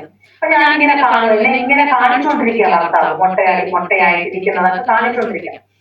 അപ്പൊ മൂന്നാമത്തെ കീമോ എടുക്കുന്ന സമയം മൂന്നാമത്തെ കീമോ കഴിഞ്ഞ് ഞാൻ വീട്ടിൽ വന്നു ഒരു പിറ്റേ ദിവസം കഴിഞ്ഞതും എന്റെ തലമുടിയൊക്കെ അങ്ങ് ഭയങ്കരമായിട്ട് അങ്ങ് കൊഴിയാൻ തുടങ്ങി. കാരണം നമ്മളിങ്ങനെ തലയിൽ കൈ വെക്കുമ്പോഴത്തേനും കയ്യിൽ നിറച്ചിങ്ങനെ പന്ത് പോലെ മുടിയൊക്കെ ഇങ്ങനെ വരാൻ തുടങ്ങി. അങ്ങനെ ഞാൻ എന്ത് ചെയ്തു? നിരാശപ്പെട്ടില്ല, വേദനപ്പെട്ടില്ല. കാരണം ദൈവം എന്നെ കാണിച്ചതുകൊണ്ട് എനിക്ക് ആ ഒരു കാര്യത്തിന് ഭയങ്കരമായിട്ടുള്ള വേദനയൊന്നും വന്നില്ല. ഞാൻ ആ മുടിയൊക്കെ സന്തോഷത്തോടെ ചിരിച്ചുകൊണ്ട് കയ്യിൽ വരുന്ന മുടിയെല്ലാം ഒരു കവറിനകത്താക്കി ഇങ്ങനെ വെച്ചു. കുളിക്കാൻ കയറിയിരുന്നാലും നമ്മൾ മുടി ഇങ്ങനെ ഉടക്ക് ചീരി വിടുമല്ലോ, ആ ഉടക്കെടുക്കുന്ന സമയത്തും ഇങ്ങനെ ഭയങ്കരമായിട്ട് ഇങ്ങനെ കയ്യിൽ വരും. അപ്പൊ അതെല്ലാം ഞാനൊരു കവറിനകത്ത് ഇങ്ങനെ ശേഖരിക്കാൻ തുടങ്ങി. അങ്ങനെ മൊത്തത്തിലായിട്ട് ഇവിടെ നിന്നെല്ലാം അങ്ങ് ഭയങ്കരമായിട്ട് മൊട്ടയായി പോയി. ഇതൊക്കെ വല്ലാത്തൊരു രീതിയിൽ മുഖമൊക്കെ അങ്ങ് മാറി. ഇപ്പൊ മുടി പോയതുകൊണ്ട് വല്ലാത്തൊരു അനുഭവം. അപ്പൊ ഞാൻ വിചാരിച്ചു ഇവിടെ കൊണ്ടങ്ങ് കട്ട് ചെയ്യാം. അപ്പൊ ഞാൻ ഇവിടെ വെച്ചങ്ങ് കട്ട് ചെയ്തിട്ട് വീണ്ടും ഇങ്ങനെ മുടി പൊഴിഞ്ഞുകൊണ്ടിരിക്കാം. അപ്പൊ ഏകദേശം ഇച്ചിരിയേ ഉള്ളൂ. അപ്പൊ ഞാൻ വിചാരിച്ചു ഇനി എവിടെയെങ്കിലും സലൂണിൽ പോയി ഈ മുട്ട അടിക്കുന്നതായിരിക്കും ഏറ്റവും നല്ലതെന്ന് ഞാനിങ്ങനെ മനസ്സിൽ ഉറപ്പിച്ചിട്ട് ഹസ്ബൻഡിനോട് പറഞ്ഞു, നമുക്ക് പോയി മുട്ട അടിക്കാം. അപ്പൊ ഞാൻ ഈ മുടി മുറിച്ച സമയത്ത് ഹസ്ബൻഡ് മേളില് ചർച്ചിലിരുന്ന് പ്രേയർ ചെയ്തുകൊണ്ടിരുന്നു. അപ്പൊ ഞാൻ അടുക്ക പോയപ്പോഴത്തേന് എന്റെ ഹസ്ബൻഡ് കണ്ടു ഒത്തിരി കരഞ്ഞു. ഞാൻ പറഞ്ഞു, ഞാൻ അങ്ങോട്ട് ബലപ്പെടുത്തി, എന്തിനാ കരയുന്നേ? ഞാനെന്നെ കരയേണ്ടത്, എനിക്ക് സങ്കടമൊന്നുമില്ല. ഞാൻ ഇതും കടന്നു പോകാൻ ദൈവം അനുവദിച്ചെങ്കിൽ നമ്മളിതും കടന്നു പോകും, ധൈര്യമായിട്ടിരിക്കപ്പേ എന്ന് പറഞ്ഞു. അങ്ങനെ ഞങ്ങൾ എന്ത് ചെയ്തു? ഒരുമിച്ച് സലൂണിൽ പോയിട്ട് ഈ മുടി ഇങ്ങനെ മുട്ടയടിക്കാൻ വേണ്ടി പറഞ്ഞു. അങ്ങനെ ഹിന്ദിക്കാരൻ എന്റെ തലയിൽ ഇങ്ങനെ ഈ സൈഡിൽ ഇങ്ങനെ എടുത്തു തുടങ്ങിയതും ഫ്രണ്ടിലിരുന്ന കണ്ണാടി നോക്കി ഞാൻ എന്നെ ചിരിക്കാൻ തുടങ്ങി. കാരണം എനിക്കറിയാം, നമ്മൾ കരഞ്ഞാൽ പിശാച് എന്ത് ചെയ്യും? ചിരിക്കും, അവൻ സന്തോഷിക്കും. ഞാൻ ചിരിച്ചാൽ അവൻ നാണം കെട്ടുപോകും. അതുകൊണ്ട് ഞാൻ എന്ത് ചെയ്തു? ഞാൻ പിശാചിനെ നോക്കിയാണ് ചിരിച്ചത്. പിശാചെ, നിനക്ക് എന്നെ ഇവിടെയും തോൽപ്പിക്കാൻ കഴിയുന്നില്ലല്ലോടാ പിശാചെ എന്ന് പറഞ്ഞിട്ട് ഞാൻ ചിരിച്ചു. മുടി മുട്ടയടിച്ച് തീരുന്നത് വരെ ഞാൻ ആ കണ്ണാടി നോക്കി ചിരിച്ചിരുന്നു. ഹസ്ബൻഡിനെ നോക്കും, ചിരിക്കും, കണ്ണാടി നോക്കും, ചിരിക്കും. അങ്ങനെ ഇതെല്ലാം മുടിയെല്ലാം മുട്ടയടിച്ചു. വീട്ടിൽ വന്നു സന്തോഷത്തോടെ ഞാനായിരുന്നു. എന്നോട് എപ്പോഴും പിന്നെ ഹോസ്പിറ്റലിൽ പോകുമ്പോൾ ഹസ്ബൻഡോട് പറയും, തൊപ്പി വെക്കും. ഞാൻ പറഞ്ഞു,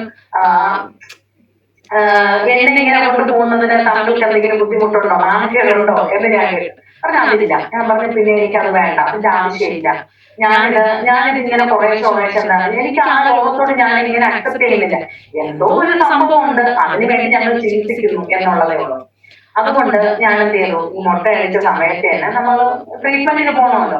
അങ്ങനെ ഞാൻ ഇങ്ങനെ ദേശത്ത് ഇങ്ങനെ നമ്മുടെ ഇവിടെ ഇറങ്ങി പോയപ്പോഴത്തേനും ഇവിടെ നിന്ന് ചിലരൊക്കെ കാണാൻ തുടങ്ങി. അപ്പൊ ഞാൻ അവരുടെ മുമ്പിൽ ഇങ്ങനെ തന്നെ പോയി, ഞാൻ തുണിയൊന്നും ഇട്ടിട്ട് പോയിട്ടില്ല. ചില സമയത്ത് മഞ്ഞുണ്ടെങ്കിൽ മാത്രം തലയിൽ തൊപ്പി വെക്കും, അല്ലാത്ത സമയത്തൊക്കെ ഞാൻ അങ്ങനെ ഫ്രീ ആയിട്ട് തന്നെ പോകും. അപ്പൊ അങ്ങനെ ഹസ്ബൻഡിന്റെ ആൾക്കാരൊക്കെ ഇങ്ങനെ അറിയാൻ തുടങ്ങി. അങ്ങനെ കുറച്ച് നാട്ടുകാരൊക്കെ ഇങ്ങനെ അറിയാൻ തുടങ്ങി. അങ്ങനെ ഏകദേശം 6 കീമോ എന്റെ ശരീരത്തിനകത്ത് എടുക്കാൻ സഹായിച്ചു. പക്ഷെ അതിന്റെ സൈഡ് എഫക്ഷനോ വേറെ യാതൊരു പ്രശ്നങ്ങളോ എന്റെ ശരീരത്തിനകത്ത് ദൈവം ഒന്നും വന്നില്ല. 5ാമത്തെ കീമോ എടുക്കുന്ന സമയത്ത്, 5ാമത്തെ കീമോ കഴിഞ്ഞിട്ട് ഡോക്ടർ ഞങ്ങളോട് പറഞ്ഞു ഒരു സ്കാൻ ചെയ്യണം, അൾട്രാസൗണ്ട് സ്കാൻ ചെയ്യണം എന്ന് പറഞ്ഞു. ഞങ്ങൾ അതിന് പൈസയൊക്കെ അടച്ചു. അവിടെ കൊണ്ടുവന്ന് പോയി അൾട്രാസൗണ്ട് സ്കാനിങ്ങിനകത്ത് കയറ്റി സ്കാൻ ചെയ്തു. അതിന്റെ റിപ്പോർട്ട് അപ്പൊ തന്നെ കിട്ടും.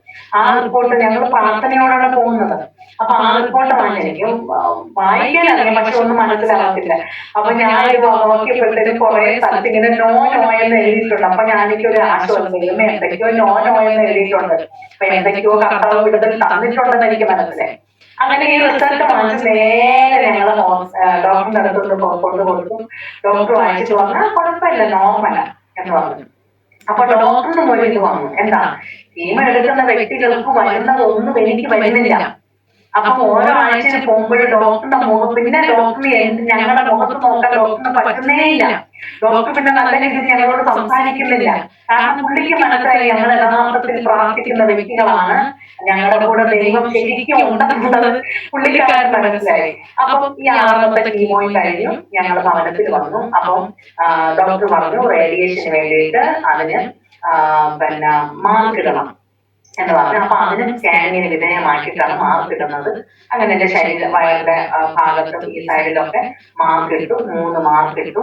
ഈ മാർക്ക് ഇടുന്നത് സൂചി വെച്ച് കുത്തിയിട്ടാണ് മാർക്ക്. കാരണം സ്കാൻ ചെയ്യുമ്പോൾ പിന്നെ എവിടെയാണോ ആ റേഡിയേഷൻ അടിക്കേണ്ടത് ആ കറക്റ്റ് ഭാഗത്ത് ഈ സൂചിയിട്ട് ഇങ്ങനെ കുത്തി ഞങ്ങളോട് സംസാരിച്ചോണ്ടിരിക്കും. ഇങ്ങനെ സൂചിയിട്ട് ഭയങ്കരമായിട്ട് ഇങ്ങനെ കുത്തിയിട്ടാണ് അവിടെ ഇങ്ങനെ അടയാളം കൊടുക്കുന്നത് 3 അങ്ങനെ 3 അടയാളം കൊടുത്തു. റേഡിയേഷന്റെ സമയം വന്നു. ഞങ്ങളിങ്ങനെ വീട്ടിൽ വന്നിരുന്ന ഹസ്ബൻഡ് പറഞ്ഞു, അയ്യോ രാത്രിയിൽ സമയം കിട്ടിയിരുന്നെങ്കിൽ നമുക്ക് കൊള്ളായിരുന്നു. കാരണം പകല് പുള്ളിക്ക് ജോലിക്ക് പോകണമല്ലോ. അപ്പൊ അങ്ങനെ ജോലിക്ക് പോകുന്നതിന്റെ വരുമാനം കൊണ്ടാണ് ഞങ്ങൾ പോകുന്നതിന്റെ പെട്രോളിനും ഫുഡ് കഴിക്കുന്നതും ബാക്കി വീട്ടിലുള്ള ചിലവും കാര്യങ്ങളൊക്കെ. അപ്പൊ ഞാൻ പറഞ്ഞു ദൈവം അങ്ങനെ ചെയ്യും, അപ്പൊ സമാധാനമായിട്ടിരിക്കുന്നു. അങ്ങനെ ഞാൻ വീട്ടിൽ ഇരുന്ന സമയത്ത് അവിടെ റേഡിയേഷൻ എടുക്കുന്ന സ്ഥലത്ത് നിന്ന് എന്നെ വിളിച്ചു പറഞ്ഞു, ദിവ്യ രാത്രിയിൽ നിങ്ങൾക്ക് വരാൻ പറ്റുമോ? രാത്രി ഒരു 8 മണി മുതൽ ഒരു 11 മണി വരെയാണ് ദിവ്യക്ക് സമയം. ഞാൻ പറഞ്ഞു ഓക്കെ മാഡം വരാം എന്ന് പറഞ്ഞു. അങ്ങനെ ഞങ്ങൾ ഫസ്റ്റ് റേഡിയേഷൻ വേണ്ടി ഇങ്ങനെ പോവാം. പോയപ്പോ എനിക്ക് ഭയങ്കര ടെൻഷൻ, എങ്ങനെയാണ് ഏതാണെന്നൊന്നും എനിക്ക് അറിയത്തില്ല. അപ്പൊ എന്റെ അടുത്തിരുന്ന ഒരു ആന്റി പറഞ്ഞു, മോളെ നീ എന്തിനാ ടെൻഷൻ അടിക്കണ്ട, ഇത് നമ്മള് സ്കാനിങ് ചെയ്യുമ്പോൾ അങ്ങോട്ട് കയറുന്നു ഇങ്ങോട്ട് വരുന്നു, അത്രേ ഉള്ളൂ. അപ്പൊ നോർമൽ തണുപ്പാണ്, നമുക്ക് AC ആണ് അതിനകം, നമുക്ക് ശരീരത്തിനകത്ത് നോർമലായിട്ട് തണുപ്പ് അടിക്കുന്ന രീതിയിലുള്ള AC ആണ് അതിനകത്ത് കൊടുത്തിരിക്കുന്നത്. പക്ഷെ ശരിക്കും പറഞ്ഞാൽ ഈ റേഡിയേഷൻ ശരിക്കും ഭയങ്കര ചൂടാണ്, പക്ഷേ കൃപയാൽ ഞാൻ അതിനകത്ത് നിന്ന് റേഡിയേഷൻ കഴിഞ്ഞ് ഇറങ്ങി വരുമ്പോ തണുത്ത് വിറച്ചുകൊണ്ടാണ് വരുന്നത്. അത്രമേൽ തണുപ്പാണ് അതിനകത്ത്. എന്റെ ശരീരത്തിനകത്ത് ചൂടേൽപ്പിക്കാൻ ദൈവം എന്നെ അനുവദിച്ചില്ല. കാരണം എനിക്ക് അപ്പൊ ഓർമ്മ വന്നു, ശദ്രക്ക് മേശയ്ക്ക് അഭേദനഗോവിനെ ഇരട്ടി ചൂടിനകത്ത് ഇട്ടപ്പോൾ ആ ചൂടിന്റെ ബലം കെടുത്തിയ ദൈവം അക്ഷരീകമായിട്ട് എന്റെ ആ റൂമിനകത്ത് ഇറങ്ങി വന്ന് ആ ചൂടിനെ ദൈവം മാറ്റി അമ്മേൻ സ്തോത്രം ഒരു ഭയങ്കര തണുപ്പിന്റെ അനുഭവം എന്റെ ശരീരത്തിനകത്ത് വെളിപ്പെടാനിടയായി തോന്നുന്നു. അങ്ങനെ ലാസ്റ്റ് 25 റേഡിയേഷൻ. അപ്പം ഈ ലാസ്റ്റ് എടുക്കുന്ന സമയത്ത് ലാസ്റ്റ് ഞങ്ങൾ പോകുന്നത് സെറ്റർ ഇട്ടിട്ടാണ് ഞാൻ പോയിക്കൊണ്ടിരുന്നത്. അങ്ങനെ 25 റേഡിയേഷൻ കഴിഞ്ഞു. അത് കഴിഞ്ഞ് ഇറങ്ങിയപ്പം അവര് പറഞ്ഞു വീണ്ടും ഒരു 3 സിറ്റിംഗ് റേഡിയേഷൻ ഉണ്ടെന്ന് പറഞ്ഞു. വീണ്ടും ഒരു 3 സിറ്റിംഗ് റേഡിയേഷൻ. അത് ഉള്ളിൽ കൂടെയാണ് അവർ ചെയ്യുന്നത്. അപ്പം അങ്ങനെ ഒരു 3 സിറ്റിംഗ് റേഡിയേഷൻ കൂടെ അത് ആഴ്ചയിൽ വരണം. അത് ഇച്ചിരി ക്രിട്ടിക്കലാണ്, കാരണം ബ്ലീഡിംഗ് ഒക്കെ വരാൻ സാധ്യതയുണ്ട് ആ ഒരു ഇതിനകത്ത്. പക്ഷെ കൃപയാൽ അതിന്റെ വേദനയും ദൈവം എന്റെ ശരീരത്തിനകത്ത് അടിച്ചേൽപ്പിച്ചില്ല, ഒരു ബ്ലീഡിംഗും വന്നില്ല. കൃപയാൽ ആ 3 സിറ്റിംഗ് റേഡിയേഷനും ആഴ്ചയിലെടുക്കാൻ കർത്താവ് എന്നെ ബലം നൽകി. ആരോഗ്യത്തോടെ ധൈര്യത്തോടെ മുന്നോട്ട് പോകാൻ ദൈവം എന്നെ സഹായിച്ചു. ഇന്ന് ഞാൻ വിശ്വസിക്കുന്ന കർത്താവ് ഇങ്ങനെ ഒരു വചനം എനിക്ക് നൽകി തന്നു. നീ മരിക്കയില്ല, നിശ്ചയം ജീവനോടെ ഇരുന്ന് ദൈവത്തിന്റെ പ്രവൃത്തികളെ വർണ്ണിക്കും. 118 സങ്കീർത്തനത്തിലാണ് അത് ഉള്ളത്. അപ്പോ വചനങ്ങളൊക്കെ വായിച്ചത് എനിക്ക് കൂടുതൽ ബലമായി തീർന്നു. ഒത്തിരി പേര് എനിക്ക്, ഞാൻ അറിഞ്ഞുകൂടാത്ത ഒത്തിരി പേര് എനിക്ക് വേണ്ടി പ്രാർത്ഥിച്ചു, ഉപവാസിച്ചു. അപ്പൊ അതിന്റെയൊക്കെ ഫലമായിട്ടാണ് ഞാൻ കടന്നുപോയ ഈ പാതയിൽ ദൈവത്തിന്റെ ആത്മാവ് എന്റെ കൂടെ ഉണ്ടായിരുന്നെന്ന് എനിക്ക് മനസ്സിലാക്കാൻ പറ്റി. അപ്പൊ ഈ ക്യാൻസർ രോഗി ട്രീറ്റ്മെന്റ് എടുക്കുന്ന സമയത്ത് എല്ലാ രോഗികൾക്കും ഓരോ അസ്വസ്ഥതയും കാര്യങ്ങളും വരുന്നതുകൊണ്ട് അവർക്ക് ഒരു ബുക്കുണ്ട് അവിടെ. അപ്പൊ ഈ ബുക്കിനകത്ത് ഓരോ ട്രീറ്റ്മെന്റ് എഴുതും, ഓരോ മരുന്നുകൾ എഴുതും. പക്ഷെ ബുക്കില്ലാത്ത വ്യക്തി ഞാനായിരുന്നു. സ്തോത്രം, ഹല്ലേലൂയ. അങ്ങനെ ഓരോ സാഹചര്യത്തിൽ നവംബർ മാസത്തിലാണ് എനിക്ക് ഈ ട്രീറ്റ്മെന്റ് എല്ലാം തീരുന്നത്. 6 ആഴ്ച എനിക്ക് വീട്ടിൽ ഞാൻ റെസ്റ്റ് ആയിരുന്നു. 6 ആഴ്ച കഴിഞ്ഞ് വീണ്ടും ഞാൻ ഫോളോ അപ്പിന് പോയപ്പോൾ അവർ ചെക്കപ്പ് ചെയ്തു. ഒരു കുഴപ്പമില്ല, നല്ല രീതിയിൽ മുന്നോട്ട് പോയി. ഇപ്പൊ വീണ്ടും ഈ മാസം 6-ാം തീയതി രണ്ടാമത്തെ ഫോളോ അപ്പിന് പോയി. ചെക്കപ്പ് ചെയ്തു, കുഴപ്പമില്ല. 25-ാം തീയതി എനിക്കൊരു CT സ്കാനിങ് എടുക്കണം. ഇത് കേട്ടുകൊണ്ടിരിക്കുന്ന ദൈവമക്കള് എന്നെയും എന്റെ കുടുംബത്തെയും ഓർത്ത് നിങ്ങൾ പ്രാർത്ഥിക്കുക. ഞങ്ങളുടെ ശുശ്രൂഷയും മിനിസ്ട്രിയും ഓർത്ത് നിങ്ങൾ പ്രാർത്ഥിക്കുക.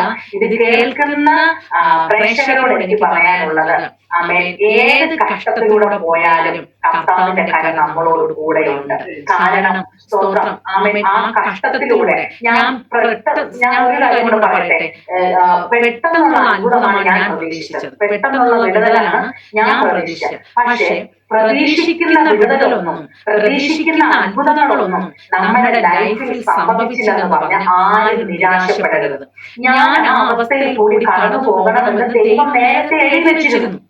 ഇപ്പൊ ഇതിനകത്ത് ഇരുന്ന് എന്നെ കാണുന്ന ഓരോരുത്തരും ഓരോ അവസ്ഥയിൽ കൂടി കടന്നു പോകുന്നവരാ. അപ്പൊ നിങ്ങൾ വിചാരിക്കും ഒറ്റ നിമിഷം കൊണ്ട് ദൈവത്തിന് ഇതെല്ലാം എടുത്തു മാറ്റാൻ കഴിയുമെന്ന് നിങ്ങൾ വിചാരിക്കും. പക്ഷേ കർത്താവ് അതല്ല ചെയ്യുന്നത്. നീ ആ റൂട്ടിൽ പോയാലേ ആ റൂട്ടിൽ പോകുന്ന അതേ സാഹചര്യത്തിൽ കൂടി കടന്നു പോകുന്ന അനേകം നിനക്ക് ആമേൻ ഈ സാക്ഷ്യം പറഞ്ഞു പുറത്തു കൊണ്ടുവരാൻ കഴിയുകയുള്ളൂ എന്ന് ദൈവത്തിനറിയാം. അതുകൊണ്ടാണ് ഈ ശോധനയിലൂടെ ദൈവം നമ്മളെ കടത്തിവിടുന്നത്. അപ്പൊ ഈ ശോധനയിലൂടെ കടത്തിവിടുമ്പോ ഒരിക്കലും കർത്താവ് നമ്മളോട് കൂടെ കാണത്തില്ല എന്ന് നിങ്ങൾ ആരും വിചാരിക്കരുത്. കഷ്ടതകളുടെ നടുവിൽ നടന്നാലും ദൈവം നമ്മളെ എന്ത് ചെയ്യും? ജീവിപ്പിക്കും. അതുകൊണ്ട് എന്റെ അപ്പൻ എന്തുമാത്രം കഷ്ടത സഹിച്ചു എനിക്ക് വേണ്ടി, നിങ്ങൾക്ക് വേണ്ടിയിട്ടാണ് കാൽവരിയുടെ കുലക്കളത്തിൽ ആ ശരീരത്തിൽ നിന്നുള്ള സകല രക്തവും നമുക്ക് വേണ്ടി ഊറ്റി തന്നു, അല്ലെ? അപ്പൊ അങ്ങനെ സഹിച്ച നാഥന് ആമേൻ സ്തോത്രം, ഇതൊന്നും ഒന്നുമേ അല്ല. നമ്മുടെ ജീവിതത്തിൽ വരുന്ന കഷ്ടങ്ങളൊന്നും ഒന്നുമേ അല്ല. അതുകൊണ്ട് എന്റെ പ്രിയ സഹോദരങ്ങളെ, നിങ്ങൾ ഏതെങ്കിലും വിഷയത്തില് ഇപ്പൊ ഈ ഒരു അവസ്ഥയിൽ കൂടെ കടന്നു പോകുന്ന ഏതെങ്കിലും ക്യാൻസർ രോഗികൾ എന്നെ കേൾക്കുന്നുണ്ടെങ്കിൽ അവർക്ക് ഇത് ബലമായി മാറട്ടെ, അവർക്കൊരു ആശ്വാസമായി മാറട്ടെ. ഇപ്പൊ തന്നെ അത് നിങ്ങളുടെ ശരീരത്തിൽ നിന്ന് ഹീലാകട്ടെ എന്ന് ഞാൻ ആത്മാവിൽ കൽപ്പിക്കുകയാണ്. കാരണം സ്തോത്രം, നിങ്ങളെ കുറിച്ച് ദൈവത്തിന് വലിയ പദ്ധതിയുണ്ട്. സ്തോത്രം, ഹല്ലേലൂയ. നമുക്കറിയാം പൗലോസ് മെലീത്ത ദ്വീപിൽ രക്ഷപ്പെട്ടെത്തിയപ്പോൾ അണലി കടിച്ചു തൂങ്ങി, അല്ലെ? അപ്പൊ അണലിക്ക് അറിയത്തില്ല ആ മനുഷ്യൻ ആരാണെന്ന്, അല്ലെ? ആമേൻ സ്തോത്രം. അവിടെയുള്ള ബർബരന്മാർ വിചാരിച്ചു ഇവൻ ഇപ്പൊ എന്ത് ചെയ്യും? ചത്തു വീഴും. പക്ഷേ കർത്താവ് എന്ത് ചെയ്തു? അണലിയെ കുടഞ്ഞു കളയാൻ വേണ്ടി ദൈവം അവന് നേരത്തെ അവിടെ തീ കൂട്ടി ഒരുക്കി വെച്ചിരുന്നു. അതുകൊണ്ട് എനിക്കറിയാം നമ്മുടെ ജീവിതത്തിനകത്ത് പ്രതിസന്ധി വരുമ്പോൾ കർത്താവ് സൊല്യൂഷനാണ് ഒരുക്കി വെച്ചിരിക്കുന്നത്.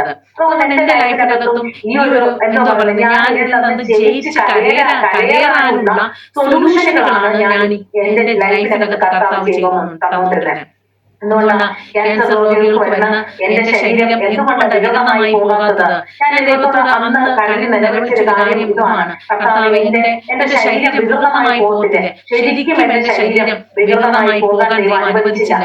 റേഡിയേഷൻ എടുത്ത ഭാഗത്ത് റേഡിയേഷൻ എടുക്കുമ്പോൾ ആ ഭാഗം മുഴുവനും കറുത്ത് തൊലി മൊത്തം പോയി വ്രണമായി പോകും. പക്ഷെ എന്റെ ശരീരത്തിനകത്ത് അങ്ങനെ യാതൊരു കറുപ്പ് അനുഭവങ്ങളും ഉണ്ടായിട്ടില്ല. ശരീരത്തിനകത്തുള്ള ഒരു എന്താ പറയുന്നേ, എന്റെ പുറമെയുള്ള ഈ ശരീരത്തിനകത്ത് യാതൊരു കേടുപാടുകളും പറ്റാതെ എന്റെ ദൈവം ആ ചൂടിനെ അല്ലെങ്കിൽ ഈ പ്രതിസന്ധിയെ മറികടക്കാൻ എന്റെ അപ്പൻ എന്നെ സഹായിച്ചു. ആമേൻ. സിംഹത്തിന്റെ കൂട്ടിനകത്ത് ആമേൻ ദാനിയേലിനെ കൊണ്ടിട്ടു. പക്ഷേ കർത്താവ് അവന്റെ ആ സിംഹത്തിന്റെ വായെ കർത്താവ് തക്ക സമയത്ത് അടച്ചു. അതുകൊണ്ട് ദൈവം പ്രവർത്തിക്കുന്നത് ആമേൻ തക്ക സമയത്താണ് കർത്താവ് നമുക്ക് വേണ്ടി പ്രവർത്തിക്കുന്നത്. അതുകൊണ്ട് ഇന്ന് ആമേൻ എന്നെ കേൾക്കുന്ന പ്രേക്ഷകരോടും വിശ്വാസികളോടും സഹോദരങ്ങളോടും എനിക്ക് പറയാനുള്ളത്, എന്തെങ്കിലും ജീവിതത്തിൽ വന്നാൽ ദൈവത്തെ തള്ളി പറഞ്ഞു പോകരുതേ. എന്റെ സഹോദരങ്ങളെ, ദൈവം നിങ്ങളെ അധികമായി സ്നേഹിക്കുന്നുണ്ട്. ഈ കഷ്ടത്തിലൂടെ കടന്നു പോകണമെന്നാണ് ദൈവം നിങ്ങളെ കുറിച്ചും എന്നെ കുറിച്ചും ആമേൻ വിചാരിച്ചിട്ടുണ്ടെങ്കിൽ നമ്മൾ അതിനുവേണ്ടി ഏൽപ്പിച്ചു കൊടുത്താൽ മാത്രം മതി. എന്റെ ദൈവം ബാക്കി കാര്യമെല്ലാം എന്റെ കർത്താവ് നോക്കിക്കൊള്ളും. ഹല്ലേലൂയ. ആമേൻ. ഇത്രയും പറഞ്ഞുകൊണ്ട് ആമേൻ ഞാൻ എന്റെ സാക്ഷ്യത്തിൽ നിന്ന് വിരമിക്കുന്നു. ദൈവം നമ്മളെ ധാരാളമായി അനുഗ്രഹിക്കട്ടെ. God bless you. Amen. Amen amen. Okay Divya, കർത്താവ് സഹായിക്കട്ടെ. കർത്താവ് നടത്തിയ വിധങ്ങള് ഇത്ര വലിയവനായ ദൈവം മരുന്നിന്റെ ഒക്കെ സൈഡ് എഫക്റ്റിനെയൊക്കെ ഒന്നുമില്ലാതാക്കി ശരീരത്തെ നല്ല സൗന്ദര്യമുള്ള ഒരവസ്ഥയിൽ തന്നെ ദൈവം ഇന്നും ആക്കിയിരിക്കുന്നു. ദൈവത്തിന് കഴിയാത്തതൊന്നുമില്ല. എന്നാ ചോദിക്കും, പലരും നമ്മെ കേൾക്കുന്നവര് എല്ലാവർക്കും ചിലപ്പോൾ ഇതേപോലുള്ള സിറ്റുവേഷൻ ഒന്നും ആയിരിക്കത്തില്ല. എന്നാലും കർത്താവ് എന്തുവാ അവരെ ആ ഒരു സിറ്റുവേഷനിൽ നിന്ന് മാറ്റി കർത്താവ് അവരെ എല്ലാവരെയും വിടുവിക്കും. എല്ലാവർക്കും ദിവ്യയെ പോലുള്ള ഒരു അവസ്ഥകൾ കിട്ടിയെന്ന് വരത്തില്ല. പക്ഷെ അവരാ അവസ്ഥകളിലൂടെ കടന്നു പോകണമെന്നൊക്കെ കർത്താവ് ആഗ്രഹിക്കുന്നു. ആ അവസ്ഥകളിൽ നിന്ന് അവരെ വിടുവിച്ച് അനുഗ്രഹിക്കപ്പെട്ട സാക്ഷികളാക്കി അവരെയും കർത്താവ് തീർക്കട്ടെ. ഇത്രത്തോളം സമയം ഞങ്ങളോടുകൂടി ഇരുന്നതിൽ ഒത്തിരി സന്തോഷമുണ്ട്. കർത്താവിനെയും ദിവ്യയെയും കുടുംബത്തെയും ഉപയോഗിക്കട്ടെ. കർത്താവിന്റെ നാമത്തിന് വേണ്ടി അധികം പ്രയോജനപ്പെടട്ടെ. Thank you. നമ്മുടെ ഓഡിയൻസിന് വേണ്ടി ഒന്ന് പ്രാർത്ഥിച്ചാട്ടെ. ഹല്ലേലൂയ. സ്തോത്രം. പരിശുദ്ധനായ നല്ല പിതാവേ, സ്വർഗ്ഗ നല്ല രാജാവേ, നല്ല സമയത്തിനായി സ്തോത്രം. ഇത്രയും സമയം എന്നെ ശ്രമിച്ചുകൊണ്ടിരുന്ന ആമേൻ ജോയിസ് ടിവിയിൽ ആമേൻ ആയിരിക്കുന്ന എല്ലാവരെയും അപ്പാവിന്റെ കരങ്ങളിൽ ഏൽപ്പിക്കുന്നു. കർത്താവേ, ഇത് അവർക്കൊരു അനുഗ്രഹവും വിടുതലും ആശ്വാസമായി തീരട്ടെ. ഇത് കേൾക്കുന്ന ഓരോ വ്യക്തികൾക്കും കർത്താവേ അവരുടെ ജീവിതത്തിന്റെ ആമേൻ സ്തോത്രം ലൈഫുകളെ തിരിക്കുന്നതായി മാറട്ടെ. ദൈവത്തോട് കൂടുതൽ അടുക്കുന്ന നിലവാരത്തിൽ ഈ സാക്ഷ്യത്തെ എന്റെ ദൈവം ആമേൻ കേൾക്കുന്ന മക്കൾക്ക് അതങ്ങനെയുള്ള നിലവാരത്തിൽ കർത്താവെ ഉപയോഗിക്കപ്പെടാനിടയായി തീരട്ടെ എന്ന് ഞാൻ ആത്മാർത്ഥമായി പ്രാർത്ഥിക്കുന്നു. ദൈവത്തെ വിട്ടുപോകാതെ പരീക്ഷണങ്ങൾ, പ്രതിസന്ധികൾ, കർത്താവ് വേദനകൾ, കഷ്ടതകൾ ആമേൻ ഇതെല്ലാം വരുമ്പോൾ കർത്താവ് ദൈവത്തിൽ നിന്ന് പിരിഞ്ഞു പോകാതെ കർത്താവ് കുറെ കൂടെ ദൈവത്തോട് അടുക്കാനും, പ്രതിസന്ധി വരുമ്പോൾ കൂടുതൽ പ്രാർത്ഥിക്കാനും, രോഗത്തിന്റെ അവസ്ഥകൾ വരുമ്പോൾ കൂടുതൽ ദൈവത്തോട് പറ്റിയിരിക്കുവാനും എന്നെ കേൾക്കുന്ന ഈ പ്രേക്ഷകര് ആമേൻ ഇടയായി തീരട്ടെ എന്ന് ഞാൻ ആത്മാർത്ഥമായി പ്രാർത്ഥിക്കുന്നു. കർത്താവേ, ആരും ദൈവത്തിൽ നിന്ന് അകന്നു പോകലപ്പ. നിത്യത നഷ്ടമാക്കുന്നതൊന്നും അവരുടെ ലൈഫിനകത്ത് സംഭവിക്കില്ല. കർത്താവെ, കുറവുകളുണ്ട്, ബലഹീനതകളുണ്ട്. കർത്താവെ, കുറവുകളോടുകൂടെ തന്നെ ഞങ്ങളെ സ്നേഹിച്ച നല്ല നാഥൻ ഇന്നും ഞങ്ങളോട് കൂടെയുള്ളതിനായിട്ട് സ്തോത്രം ചെയ്ത് പ്രാർത്ഥിക്കുന്നു.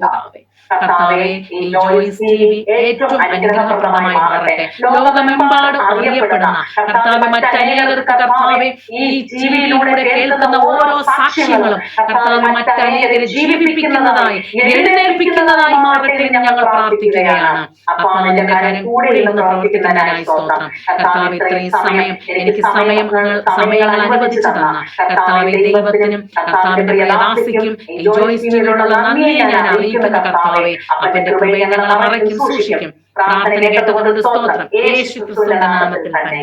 ആമേൻ. Amen amen amen. Thank you. കർത്താവ് സഹായിക്കട്ടെ.